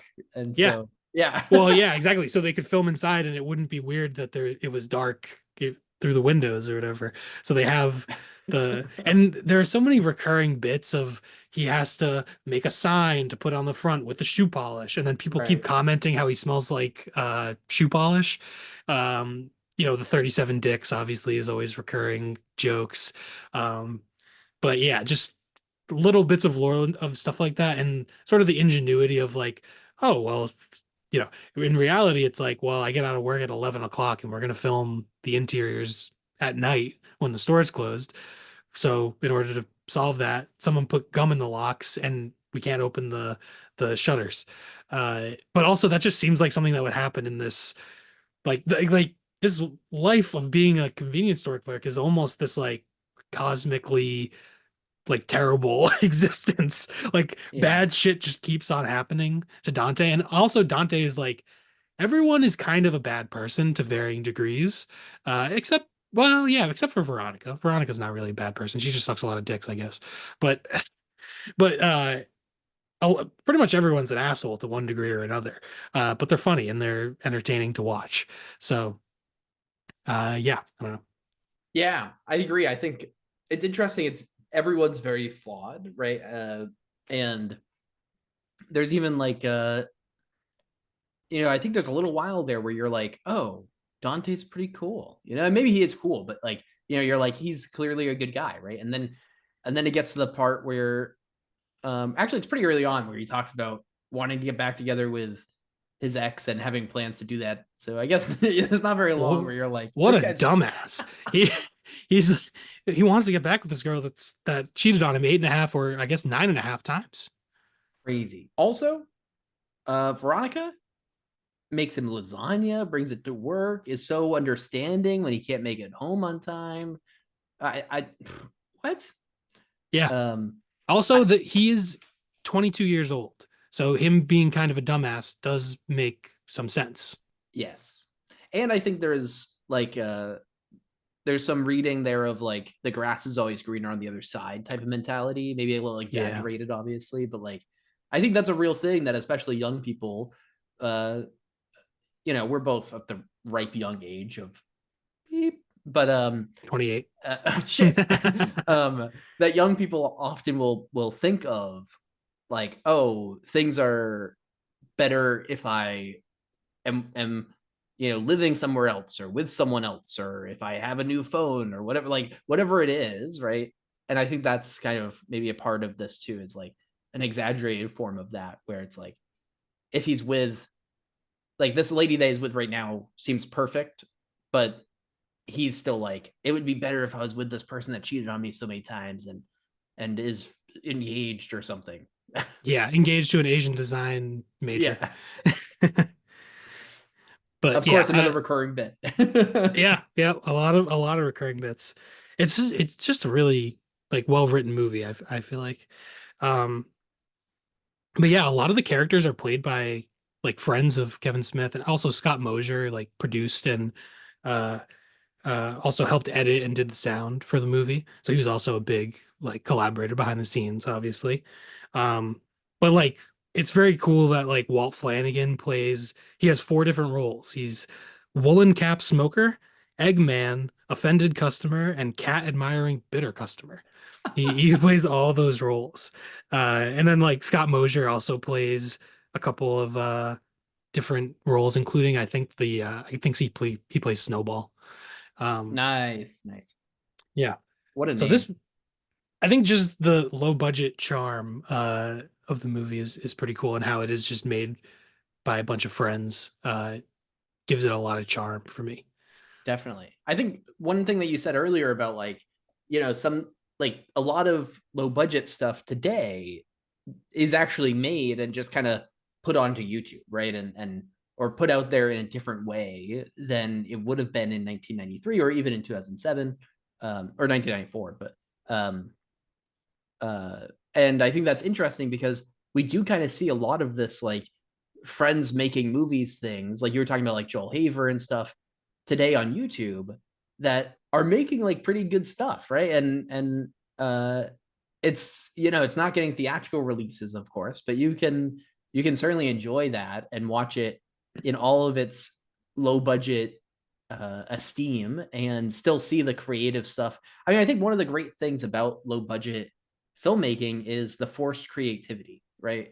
This is there's like stories of people using like chairs as dollies for cheap movies, or using like like in Clerks, explaining why the things are closed, right? Like you just have to explain it because you don't want everyone to think that you're just filming at night all the time, right? Yeah. And so that forced creativity and ingenuity can really show and can really be, uh, I think, very impactful to, one, just making the movie seem really charming and also really good, but two, it can kind of be influential, right? Stuff like that can really pick up later on, which I think is great. Yeah, definitely. And with Joel Haver, there's a lot of cool, like he has one called The Text. It's on YouTube. It's like 45 minutes long. And I believe it might all be one shot, Oh or at man. least there are I believe it's all one shot. Or at least maybe only a couple of long takes, take up the whole movie. Uh, but yeah, that's really just a bunch of friends at a house, and it's all, it's very well done, and pretty ingenious to work within those constraints and to make something that is so watchable and enjoyable. Yeah. Is pretty impressive. But I think without Clerks, I mean, obviously without Slacker, there's no Clerks, and probably without like Stranger Than Paradise, maybe there's no Slacker, obviously, and then you can go back probably whatever decades. But without movies like Clerks, I don't. Who knows? You know, if that kind of stuff on YouTube would be like be how it is, I guess. It's just Clerks is very influential, I think. Right. And even like, I think it's also just influential in the way that it lets people see that they can do stuff like this, right? And Hmm. so even thinking about, even if YouTube, uh even if there were filmmakers on YouTube that were doing cool stuff, who knows if there would be nearly as many, or if they would be doing as cool stuff or whatever, right? Because sometimes people are really need, they really need that motivation and that reassurance that you can do this, and seeing that through the lens of something as influential as Kevin Smith in this movie, uh, can really like turn that on for people, right? And then they might start Yeah. making stuff. So Yeah, and I think part of it is that it is sort of a lower middle class, you know, environment that is involved in. Being it's just about being a cashier at a grocery or a convenience store. It's not, it's in New Jersey. It's not filmed in LA. It kind of, and you could make the same movie in Michigan, or it'd be a little different, I guess, but whatever. But it feels very like a pretty average American uh, lifestyle, I guess.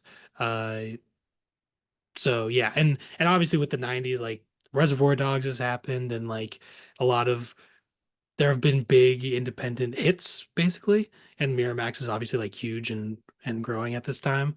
So he, Kevin Smith obviously got well. Obviously, it's a good movie. He's very.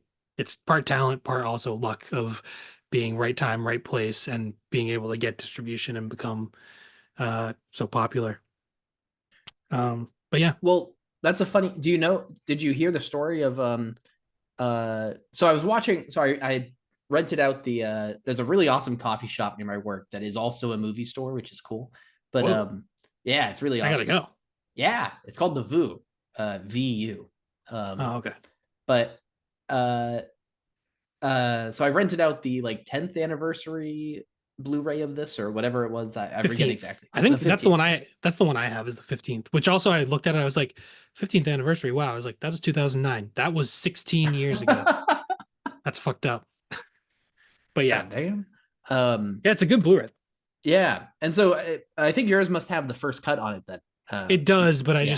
I didn't watch it. I just Yeah. watched the theatrical last night, or I would rewatched. say the next time you want to rewatch the movie, I'd recommend the first. It's kind of a neat thing to watch. It's Yeah. not like particularly groundbreaking or particularly different, like I said, but there's some cool stuff. But um, it's also interesting to watch it without that extra. Again, like the $200,000 added into the budget for this movie of making better sound, as better music and better editing. Uh, it's interesting to watch it as it's pure like, these are my 10 credit cards movie, you know? Yeah. Yeah, because when um, you're watching, like, it is a little misleading to say this movie is $27,000 budget or $15,000 budget, because they right. did get a lot more money afterwards, after their initial production. But but yeah, the music was obviously the big thing, but also it does seem like a lot of lines are ADR'd, to Mm-hmm. where I assume some lines were muffled and difficult to make out in the original, like the festival cut, basically the first cut, Yeah. whatever it's called. So yeah, I think, but either way, it would still be fit under our $1 million budget Oh, threshold for way sure. under. Right. Yeah. And I think that's one of the interesting things of having watched the festival cuts for both these, for this, is Hmm. I was kind of like, I mean, it's like uh the purest low budget that I could watch for these, but regardless, but there was something else on the Blu-ray, talked about the a little bit about the history of the premiere for this movie, where it premiered to an open theater in 1993. um and and then and at Yeah, some like small film fest, I I think think. it was like it's like a film market in New York. I forget the I know what you're talking about. Yeah. And then it wasn't until the next year when it premiered at Sundance, right, that it got Yeah. picked up by Miramax. Um but I think that's really funny. So it's kind of in a similar way to Paranormal Activity, where it was filmed and then it had a 2 years of delay, right, trying to get a distributor. This one was filmed and it took a year to get the distributor. Different different path, obviously, and all that, but kind of an interesting analog. Also interesting in terms of like thinking like right place, right time. the year before apparently wasn't the right place at the right time, right? So then the next year, luckily it worked out, right? And which Yep. is great. Also, I'm sure he felt very good when he could finally pay off those credit cards. So Oh yeah, I could imagine. Yeah. But yeah, I mean, just so many great parts of the movie. I love it. It's also so vulgar. yeah. A lot of talk about cum, a lot of fucks. But maybe Oh there's my god, only like one slur though, so that's nice. the dead guy. Which is actually kind of a progressive scene in a way. Well, In a way, uh, Jay pretends to suck Silent Bob's cock, and then he reactively calls Silent Bob, who's done nothing. He calls him the a slur for gay people, and it seems like Jay perhaps is, uh, has some, uh, homosexual undertones that he's uh burying deep inside with homophobia, and so that's how he acts in that way. well, they talk about that too when he's well, they talk about not Jay, sorry. They talk about when Randall claims that Dante has like repressed homosexual, yeah, repressed homosexuality. because he won't admit that he tried to suck himself off or something. Oh Crazy. Crazy. yeah, they talk about sucking themselves off on the way to a funeral. Yeah. Yeah. Yeah. Yeah. But speaking of vulgar, this movie also has the dead guy with the erection. The guy Yeah. that died in the bathroom. Yeah. And then uh Caitlin fucks him. yes, that's right. It wasn't Caitlin well, fucks a yeah. dead guy who he actually died masturbating. Crazy. Yeah. When in the bathroom, he was masturbating so furiously that his heart gave out. And then he got laid one time after death. Kind of crazy. That's a rare thing to happen. That's a way to go out. That's one way. Yeah, that's the way to go. Yeah, that's crazy. Yeah, the movie is definitely I think now I don't know if it has an MPAA rating. Uh It's R. it's R. Okay. Because I was gonna say I It's think when it just came out, they might have given it like NC-17 or something because of vulgarity, but no, I don't. No, I think it's always been R. okay, maybe. But Because I think I'd believe that. But yeah, I don't I don't know know. why I was thinking that, but Maybe there was some kind of a people. Maybe they were worried about it or something like that. I feel like it's always yeah. been rated R, but it's really just language. It's not. It's not like you see. I guess you do see a giant erect penis of a dead body. So there's that. Well, you don't see it. You just see the tent in the body bag. So yeah. But yeah, a lot of iconic scenes in this movie. Yeah. The even Oh, just the very beginning, first shot of the dog, and then Dante falling out of the closet. Just you know, obviously also, I'm not even supposed to be here today. oh, Uh, every time. classic, yeah, recurring joke, and then uh Randall sort of throws it back in his face of him complaining the whole time and not taking any personal responsibility. Right. But yeah, definitely on this watch, and I think as anyone gets older and realizes how much of an asshole Randall is, but it's funny enough that it doesn't really ruin the movie at all. But man, he is such an asshole. But he's I hate also that trying to guy. be a good friend in a way. No, he's a fucking prick. What do you mean? He might be worse than Mika. Yeah, is it He's Michael or Mika? awful. I really don't know. But He's horrible, I think. yeah, I mean, I think you're definitely right. But I also think I think he makes this argument at the end too, where he's like, maybe he says this, I don't remember, but he's like, essentially, why do you think I always leave my, essentially he's like, I just want to hang out with you. That's why I always leave my work, and Yeah. you know what, dude, like this guy just says screw you, job. This is my friend. I'm gonna go and hang out with him. Yeah, but he's just an asshole to people for no reason. Yes, He's just an asshole. yeah, he's a bad person. Like, because he thinks he's better than everyone else, which actually he kind of is self-aware about, and he comments on slightly that's like, oh, we think we're better than everyone, blah, blah, blah. But yeah, that he's just someone I would never want to interact with in real life. Just seems like I don't horrible. want to go to that video store. No, terrible video store. Yeah.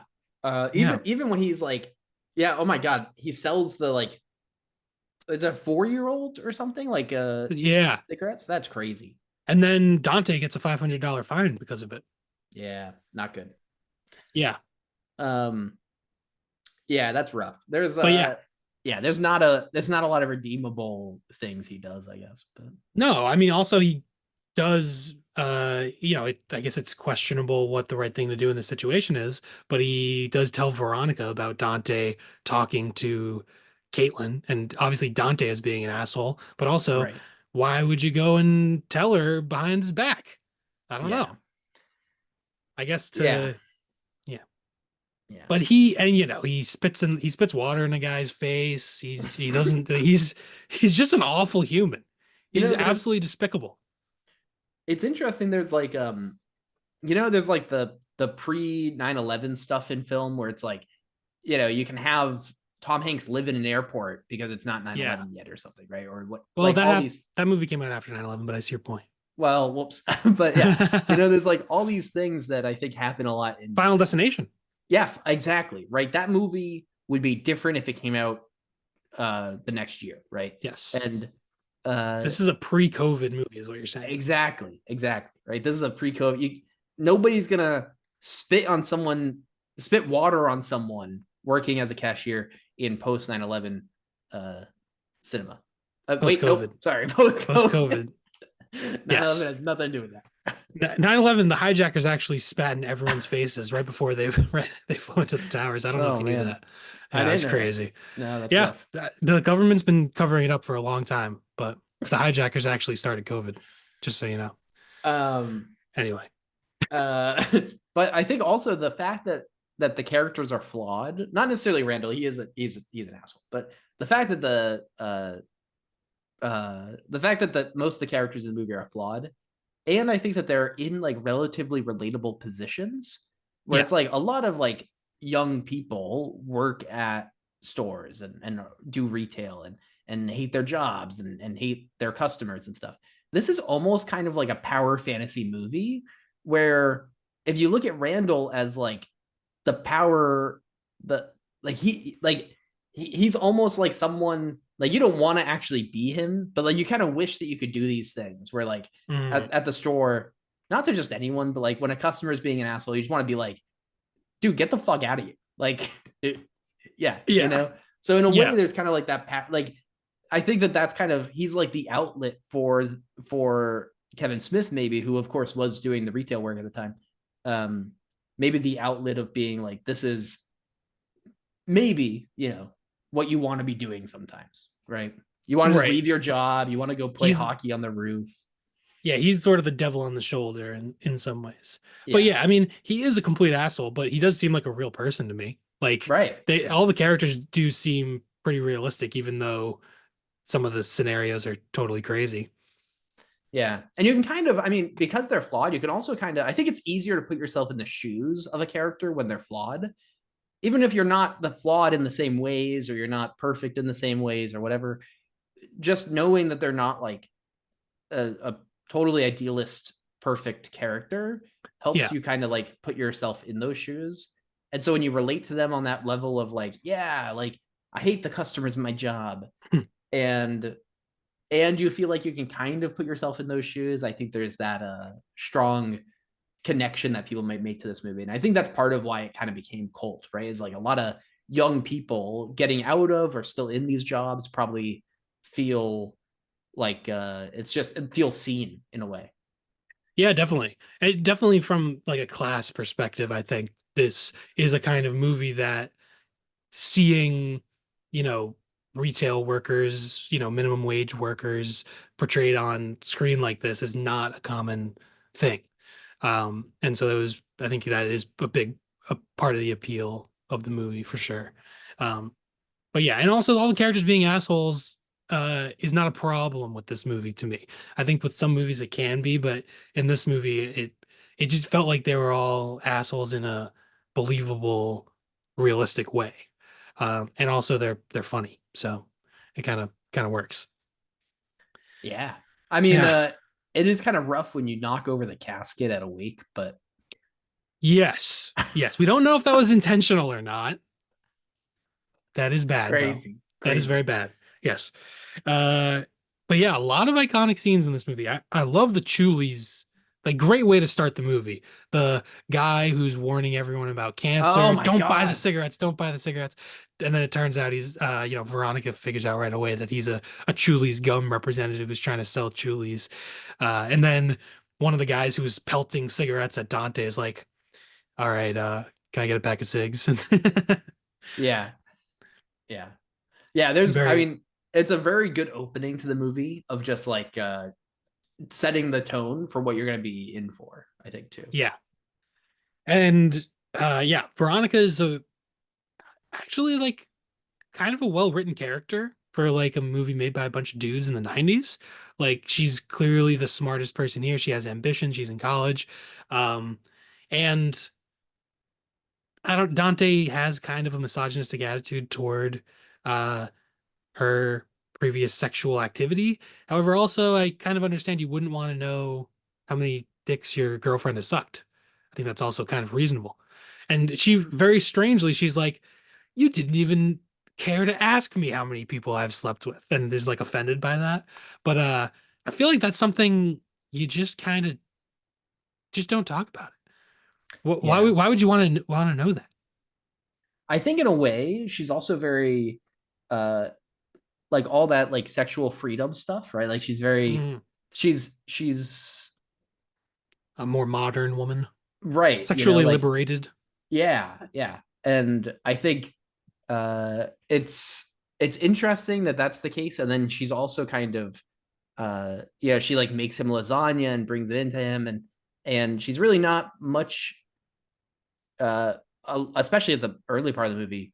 Her character is really like his girlfriend that he's mad at, and maybe impulsively, maybe not, tries to get back together with his ex. Well, he's been talking to the ex for a couple weeks. Ah, that's right. I He's forgot been about talk that. Yeah, he's been Oh talking to her man. previously. Yeah, he's a prick.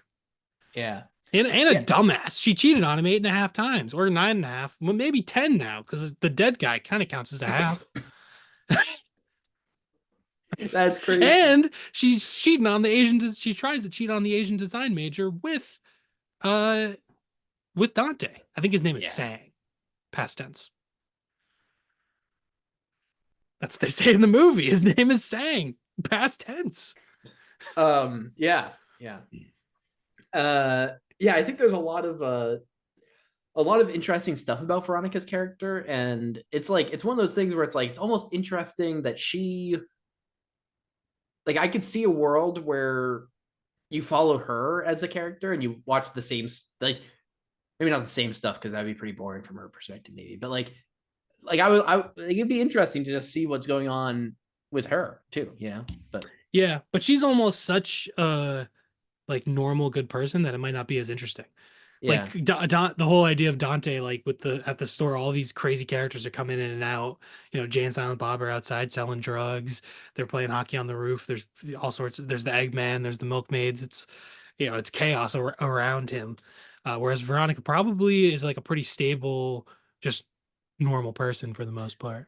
yeah, she also Which, has that thing that we were talking about earlier of like she's maybe not as flawed as anyone else in the movie, and so she kind of maybe isn't as uh what do you call it again when like a character is easy to put your their uh relatable, yeah, isn't there a name for that though, like when a character is kind of a blank slate character or something, not a blank slate but like sort of like Neo in the Matrix. You mean yeah. like, hey, the audience identifies with this character, like experiencing it through that character. Whatever. It doesn't matter. Yeah, I know what whatever. you're saying. We all understand. But yeah, I think she maybe wouldn't be as much of that because, like I said, you maybe can't. It's nice to be able to relate with people that are more flawed, right? Easier Yeah. Well, I think she's like a relatable character. I just think Dante and Randall, there's always conflict around them, and and with comedy. Ver, yeah, exactly. There's more conflict and more comedy probably. Although Veronica's pretty like witty and in her own way. But yeah. That's another thing. I mean, you already mentioned how well written the movie is, but like, yeah, it's so the dialogue is just awesome, right? It's like it's Yeah. witty, it's quippy, it's back and forth. Not quippy, but it's like witty and back and forth. It And is quippy. yeah, and it's very like it's almost hard to keep up with at times. You're like, you're trying to follow back and forth, but it's like, it's just so rapid paced, and there's a lot of jokes and Mhm. callbacks and things you might miss. Kind of in a way like Big Lebowski-esque, right? Where it's like lots of callbacks and lots of fast talk and stuff like that. But Yeah, definitely. Yeah, and I mean, maybe I feel like one of the most iconic scenes in the movie is the Star Wars debate oh my about god. the Death Star contractors. I feel like that's one of the biggest ones. Where do you stand on this debate? Um, well, I I think that it was probably full of imperial people. I think the empire can get enough contractors that are empire Mm. people, you know. So you So reject the premise. You don't think there are I any independent contractors on the well, Death this is Star kind of what the 2.0? contractor says, right? Is that any contractor that would be there is takes their personal politics in mind, right? So I think if there are any non imperial contractors, they are they are imperial. I don't know that I agree with that, but I do understand that, they I see the point that they do take you need to understand the risks when you take a job. They're also, I mean, they're building the last time that this thing was built, they're building an exact replica of a thing That's a that good blows up point. planets. Yeah, that's a good point. You kind of there's really no way around that. I'll tell you what, I'm not going to sign up to help build a Death Star. Yeah, if you were like, building a deck for Darth Vader, it might be a little different than if you were building a fucking nuke. Yeah, That's a exactly. fair point. And I will say it changes the story. It changes my opinion if it's like slave labor, of course, because Ah, the empire might indeed use slave labor, that's and a that good would point. I didn't think of that that. would be a different story. But based on just assuming that they're independent contractors, if that's the case, I think that they're willfully signing up to build the most powerful weapon that's ever been built. Again, that was already destroyed. That is a fair point. I want to go in a very dark comedy direction with this, but I'm not going to do it. So let's move on. Wait, so where do you stand on this? I think you make a good point. All right, cool. I win. I think No, you make a point. It's just like that type of pop culture, referencey kind of a scene. I feel like the right. 90s that was kind of when this was starting, and Kevin Smith and his friends, obviously, you can see, and they have their TV show and their podcasts and all this stuff. They're big nerds. They're into comic books and movies and stuff. And there's was sort of that generation of uh that that nerdy pop culture stuff taking off. Definitely. Yeah. Yeah, I think it's really neat to see those little references. And also a fun debate about Star Wars in our episode just after our Star Wars tier list. So that was fun. Yeah. Yep. There you Now, go. also crazy that they were asking if they liked Empire or Jedi better. Yeah. Because I think more commonly people ask about Star Wars versus Empire. I think Yeah. those might be the two that are more head to head. But Yeah. Yeah. Could see that. whatever. That's what we think. We think those are the two best ones. I will Yeah. say, I think Randall would have hated The Last Jedi. He would have been one of It, those guys on the internet that was just screaming at people about how The Last Jedi destroyed their life. listen, they're not very far from the Phantom Menace. They're only a few years out. Oh, So yeah. imagine what happens when that hits their shelves in that movie store. Yeah, that's a good point. Maybe he would have just given up on Star Wars after the prequels. That's definitely a possibility. I wonder, Clerks 2 came out in 2006, would have been right after the prequels. I don't remember any Star Wars talk in Clerks 2, but I am curious if there is some. I feel like there must be something. I don't know. Hmm. But yeah, I mean, I don't know if we need to go through step by step of the movie. I mean, they do change locations like a little bit. I think they make good use of the store. Also, there's a lot of good use of like montages of like Dante getting ready to play hockey, Dante getting ready in the morning, Dante setting up the store. Like pretty good use of montages to break up the monotony of just a bunch of scenes of two people talking. Yeah. Yeah. And good use of like we said earlier, I think the camera work is actually really good here.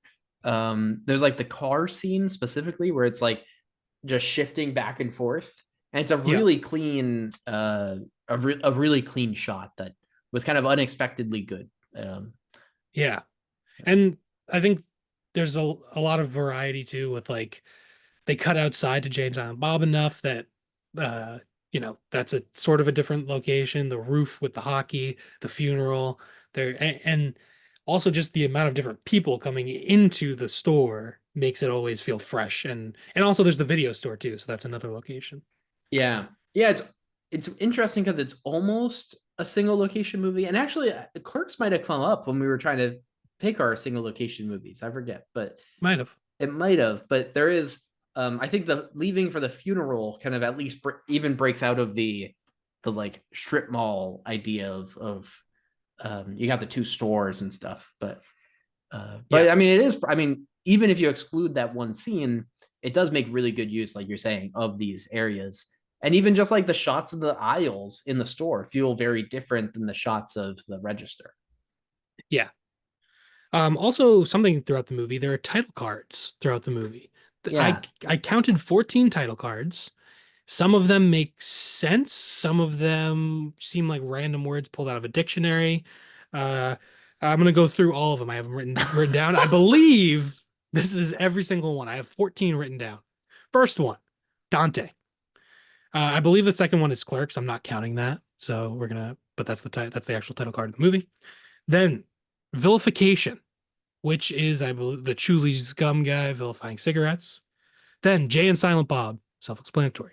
Randall, self-explanatory. And then syntax. I don't know what that means, or I mean, I kind of know what syntax is, but I don't know what it means in the context of the movie. Yeah, I don't. Next, I remember that one coming up and also being like, huh. yes. Next after that, vagary. Don't know what that means. After that, purgation. Also, never heard of it. Don't know. I know what purgatory is. Not good. Tell you that much. After that, malaise. Now that is a word that describes clerks. Malaise. That makes sense. After that, harbinger. Now, harbinger is the guy, the old man who goes into the bathroom and jerks off and dies. So I believe he's the harbinger. That makes sense. After that, perspicacity. Never heard of it. Don't know what it means. After that, paradigm. That might be when Caitlin comes back or something like that. Maybe. Um, whimsy. Then quandary, juxtaposition, catharsis. Catharsis is the last one. That's when they fight. They duke it out and they sort of make up. I think Veronica dumps his ass too. Yeah, it's interesting with the title cards because I don't get it. I don't get Yes, some of them. yeah. Some of them just seem random. Yeah. And Yeah, maybe my little non-thesaurus brain is too dumb to understand some of them, but I feel like they're that's also probably it. Yeah, you're right. No, you're right. You yeah. don't have. Yeah, I we're feel definitely like just dumb. No. it could also be like I don't know. I honestly I have no idea. They're very interesting and uh like very like almost not startling, but like shocking in a way, right? You see them and you're Yeah, like, what? Why is this one called purgation? yeah, yeah. The it seems a little random. It kind of I don't know. Maybe it keeps the pace going a little bit. Like, oh, here's another thing. Oh, but I don't know. It seems like maybe it was just a way to try to make the movie seem more meaningful than it is, perhaps. Could be. Could be a way to just be like, oh, look, our movie's a little artsy. Purgation. That's true. It could also just be funny. Yeah, that could be it too. See a Yeah. word like purgation, and you're kind of like, this is a this is like a guy that is working at a convenience store instead of going to college, and a like specifically in the movie. There's nothing wrong with that, but they mentioned that in the movie. I'm saying, um, but and a guy that works at a movie store across the way that like is a total slacker at his job, and the two of them are talking about cum and shit. and then all of a sudden purgation comes up on the screen. You're like, do I need a thesaurus for this movie? You know, like Yeah, I just finished looking up Snowball, and now I'm gonna look up purgation. You know, yeah. Well, I will say the old guy who dies with the erection, he is in the Harbinger section. I am calling him the Harbinger of Dick. that's genius. Thank you. Get this I appreciate man it. a Pulitzer Prize. Yeah, I'm a genius. Hire me, Kevin Smith. I'll write your Yeah, movie about the Harbinger of Dick spinoff, the prequel, the the Harbinger prequel. of Dick prequel. Oh my god, his journey to find that precious toilet paper. Yeah, he's on a journey to find the perfect toilet paper. And that's how he dies. They think he's masturbating, but actually he finally finds the perfect toilet paper, gets rock hard, his heart stops, and the purpose of his life is fulfilled. He ascends, he's out of body, and he sees the sex scene, and then he ascends into heaven. That is crazy. That's a hell of a movie, right? Look, and we'll call it The Harbinger of Dick. I feel like just by hearing you explain all that, I feel like I just smoked a joint. Okay, that sounds like it'll be a good movie then. That It'll end up on Tubi one day. I'll tell you that could be much. on Tubi. Yeah. Yeah, well, okay. I know this episode might be running a little bit long. I don't know if we have that much more to say about Clerks, but I wanted to say at the end credits, I don't know if this is probably after the Miramax stuff. The movie is dedicated to Uncle Al, which I think is sweet. And then at the end, it says Jay and Silent Bob will return in Dogma, which is interesting. Interesting. Yeah, because Kevin Smith's next movie is Mallrats, and then Chasing Amy, and then he finally makes Dogma. But apparently, he was planning on making Dogma from the beginning. And Genius. yeah, Dogma I think has been pretty hard. I mean, it has been very hard to find for a while, but I think there's like a 4K Blu-ray that either just came out or is about to come out. Oh, cool. Yeah, so I think it got restored and everything. But yeah. Well, that's awesome. I don't think that's in the first cut, but I don't know for sure. Um, Yeah, I kind of assume it's not, but who knows? yeah. Um, but yeah, I mean, I think it's great to have watched both of these just hyper low budget movies that I think are pretty representative of movies of this scale. I think it's interesting if we did movies closer to the $1 million range. I think we'd kind of be pushing the edge of just the like not necessarily the average movie, but like I think you find just the it's much broader when you get up that high compared to I mean we squeezed under even considering all the additional money that went into edits and stuff after they were picked up by distributors. We stuck under certainly under 300,000 probably no that's probably worth the safe number because I think they each had around 200,000 added in from the distributors but Hmm. Yeah, definitely. crazy. These are definitely some good uh picks, I think, for low budget movies. I will say I'm trying to find a Dogma 4K release. It looks like it's been remastered in 4K, and it might be doing a little theatrical run with the Whoa, 4K remaster. And then I assume it'll probably come out on Blu-ray at some point afterwards, but the Blu-ray is not out right now. that's cool as hell. Yeah, it uh, looks like oh, okay. So they're doing like a national tour or something of the 4K remaster of Dogma. So I assume after they're done with that, it'll come out on Blu-ray at some point. So that'll be cool. I'd like to rewatch Dogma. I haven't seen it in such a long time.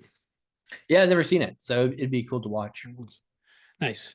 Yeah, at one point, I mean, Clerks was so influential. I watched like pretty much all of Kevin Smith's movies through Red State, I think, or through Tusk, actually. Tusk I did not like. So I kind of fell off after that, didn't keep up with all of his movies because he released a lot of them.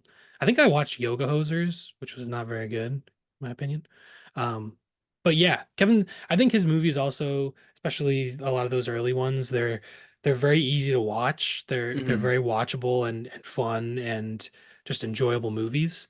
Um, so maybe I should give more. I don't know. Now, after talking about Clerks, rewatching it, I'm kind of feeling a little Kevin Kevin Smith Smithy. feeling a little Smithy. Yeah. Kevin Smith tier list. Just kidding. Oh, that could be That fun. that could That be would cool. we could That have could a be lot cool. of tiers. We would have a lot of variety in there. Yeah.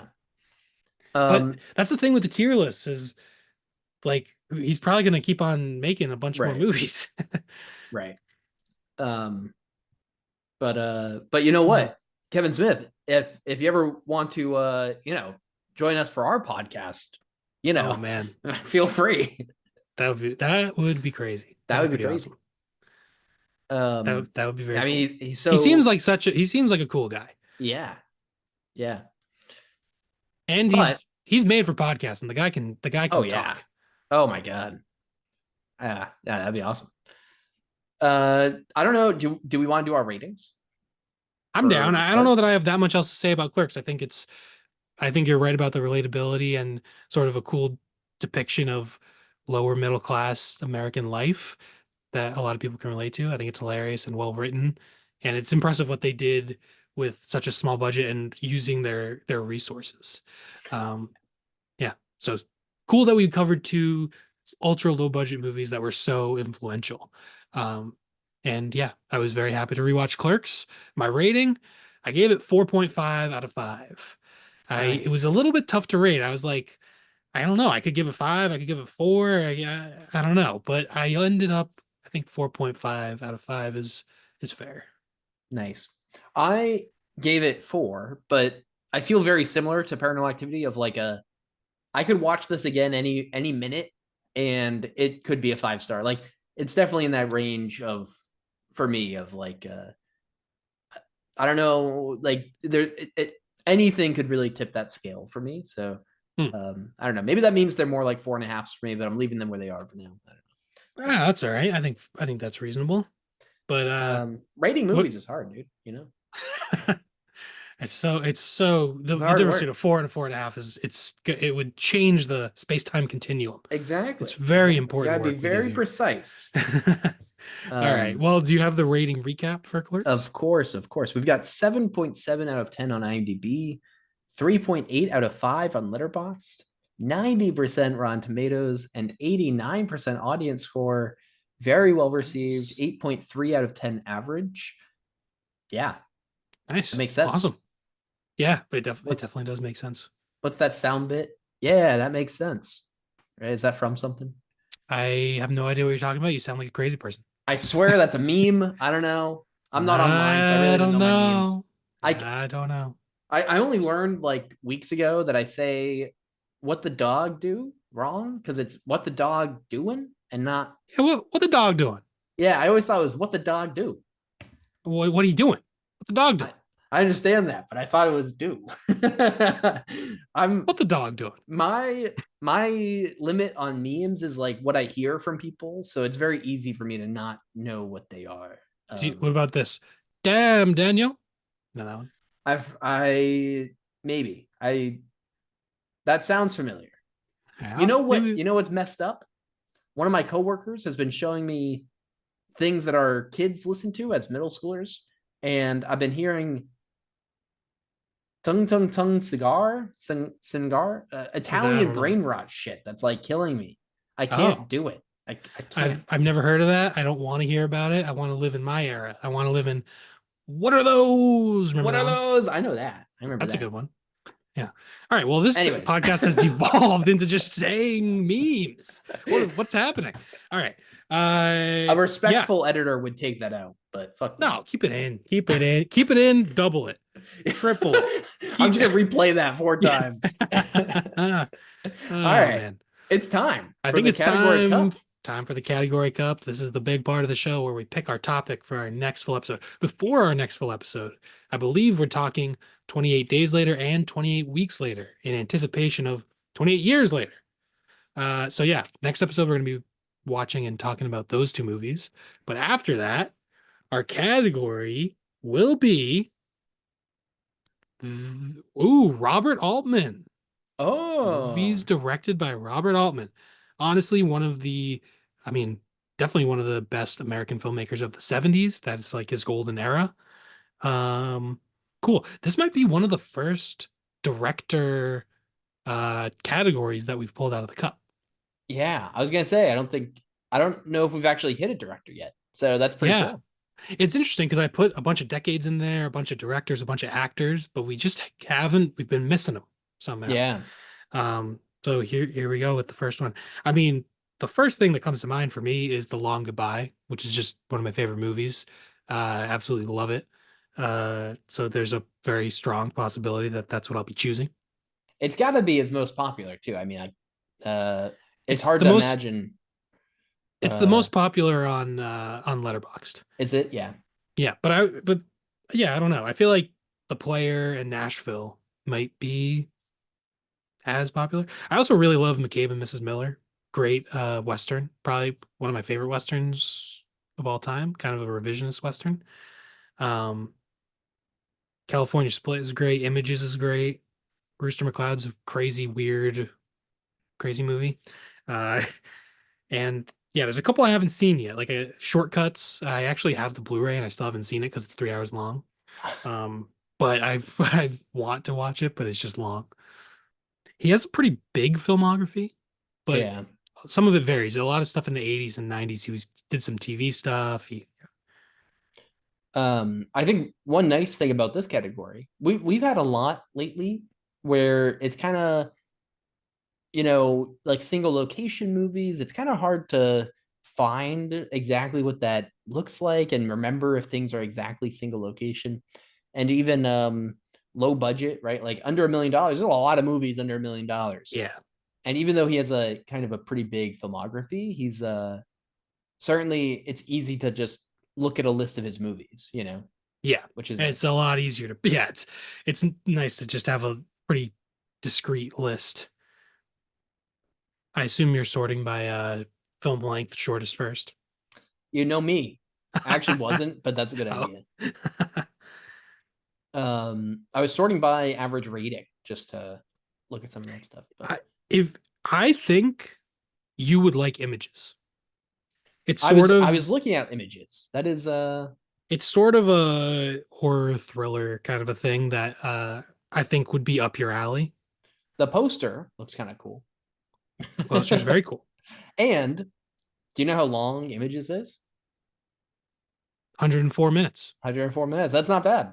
I'm on the page. I don't know that off the top of my Yeah, head. I was Um, gonna say that's kind of crazy. that would be ridiculous if you were like, That, how if I knew the length of every movie to the minute. that'd be remarkable. That would be remarkable. I'm good, pretty good with years. I know that you are very good with movie years. Yeah, very impressive skill to have. And I mean, I Just think it's pretty cool. thanks. As I will say, as a movie podcast host, that's a pretty good skill.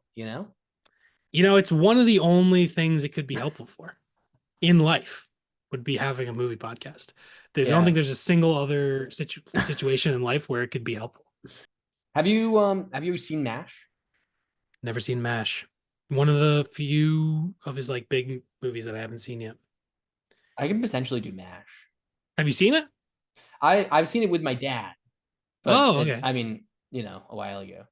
Yeah, I'm down. I'm down for MASH. It gives me an excuse to finally watch it. It gives me an excuse to like watch it in a more adult Get sense.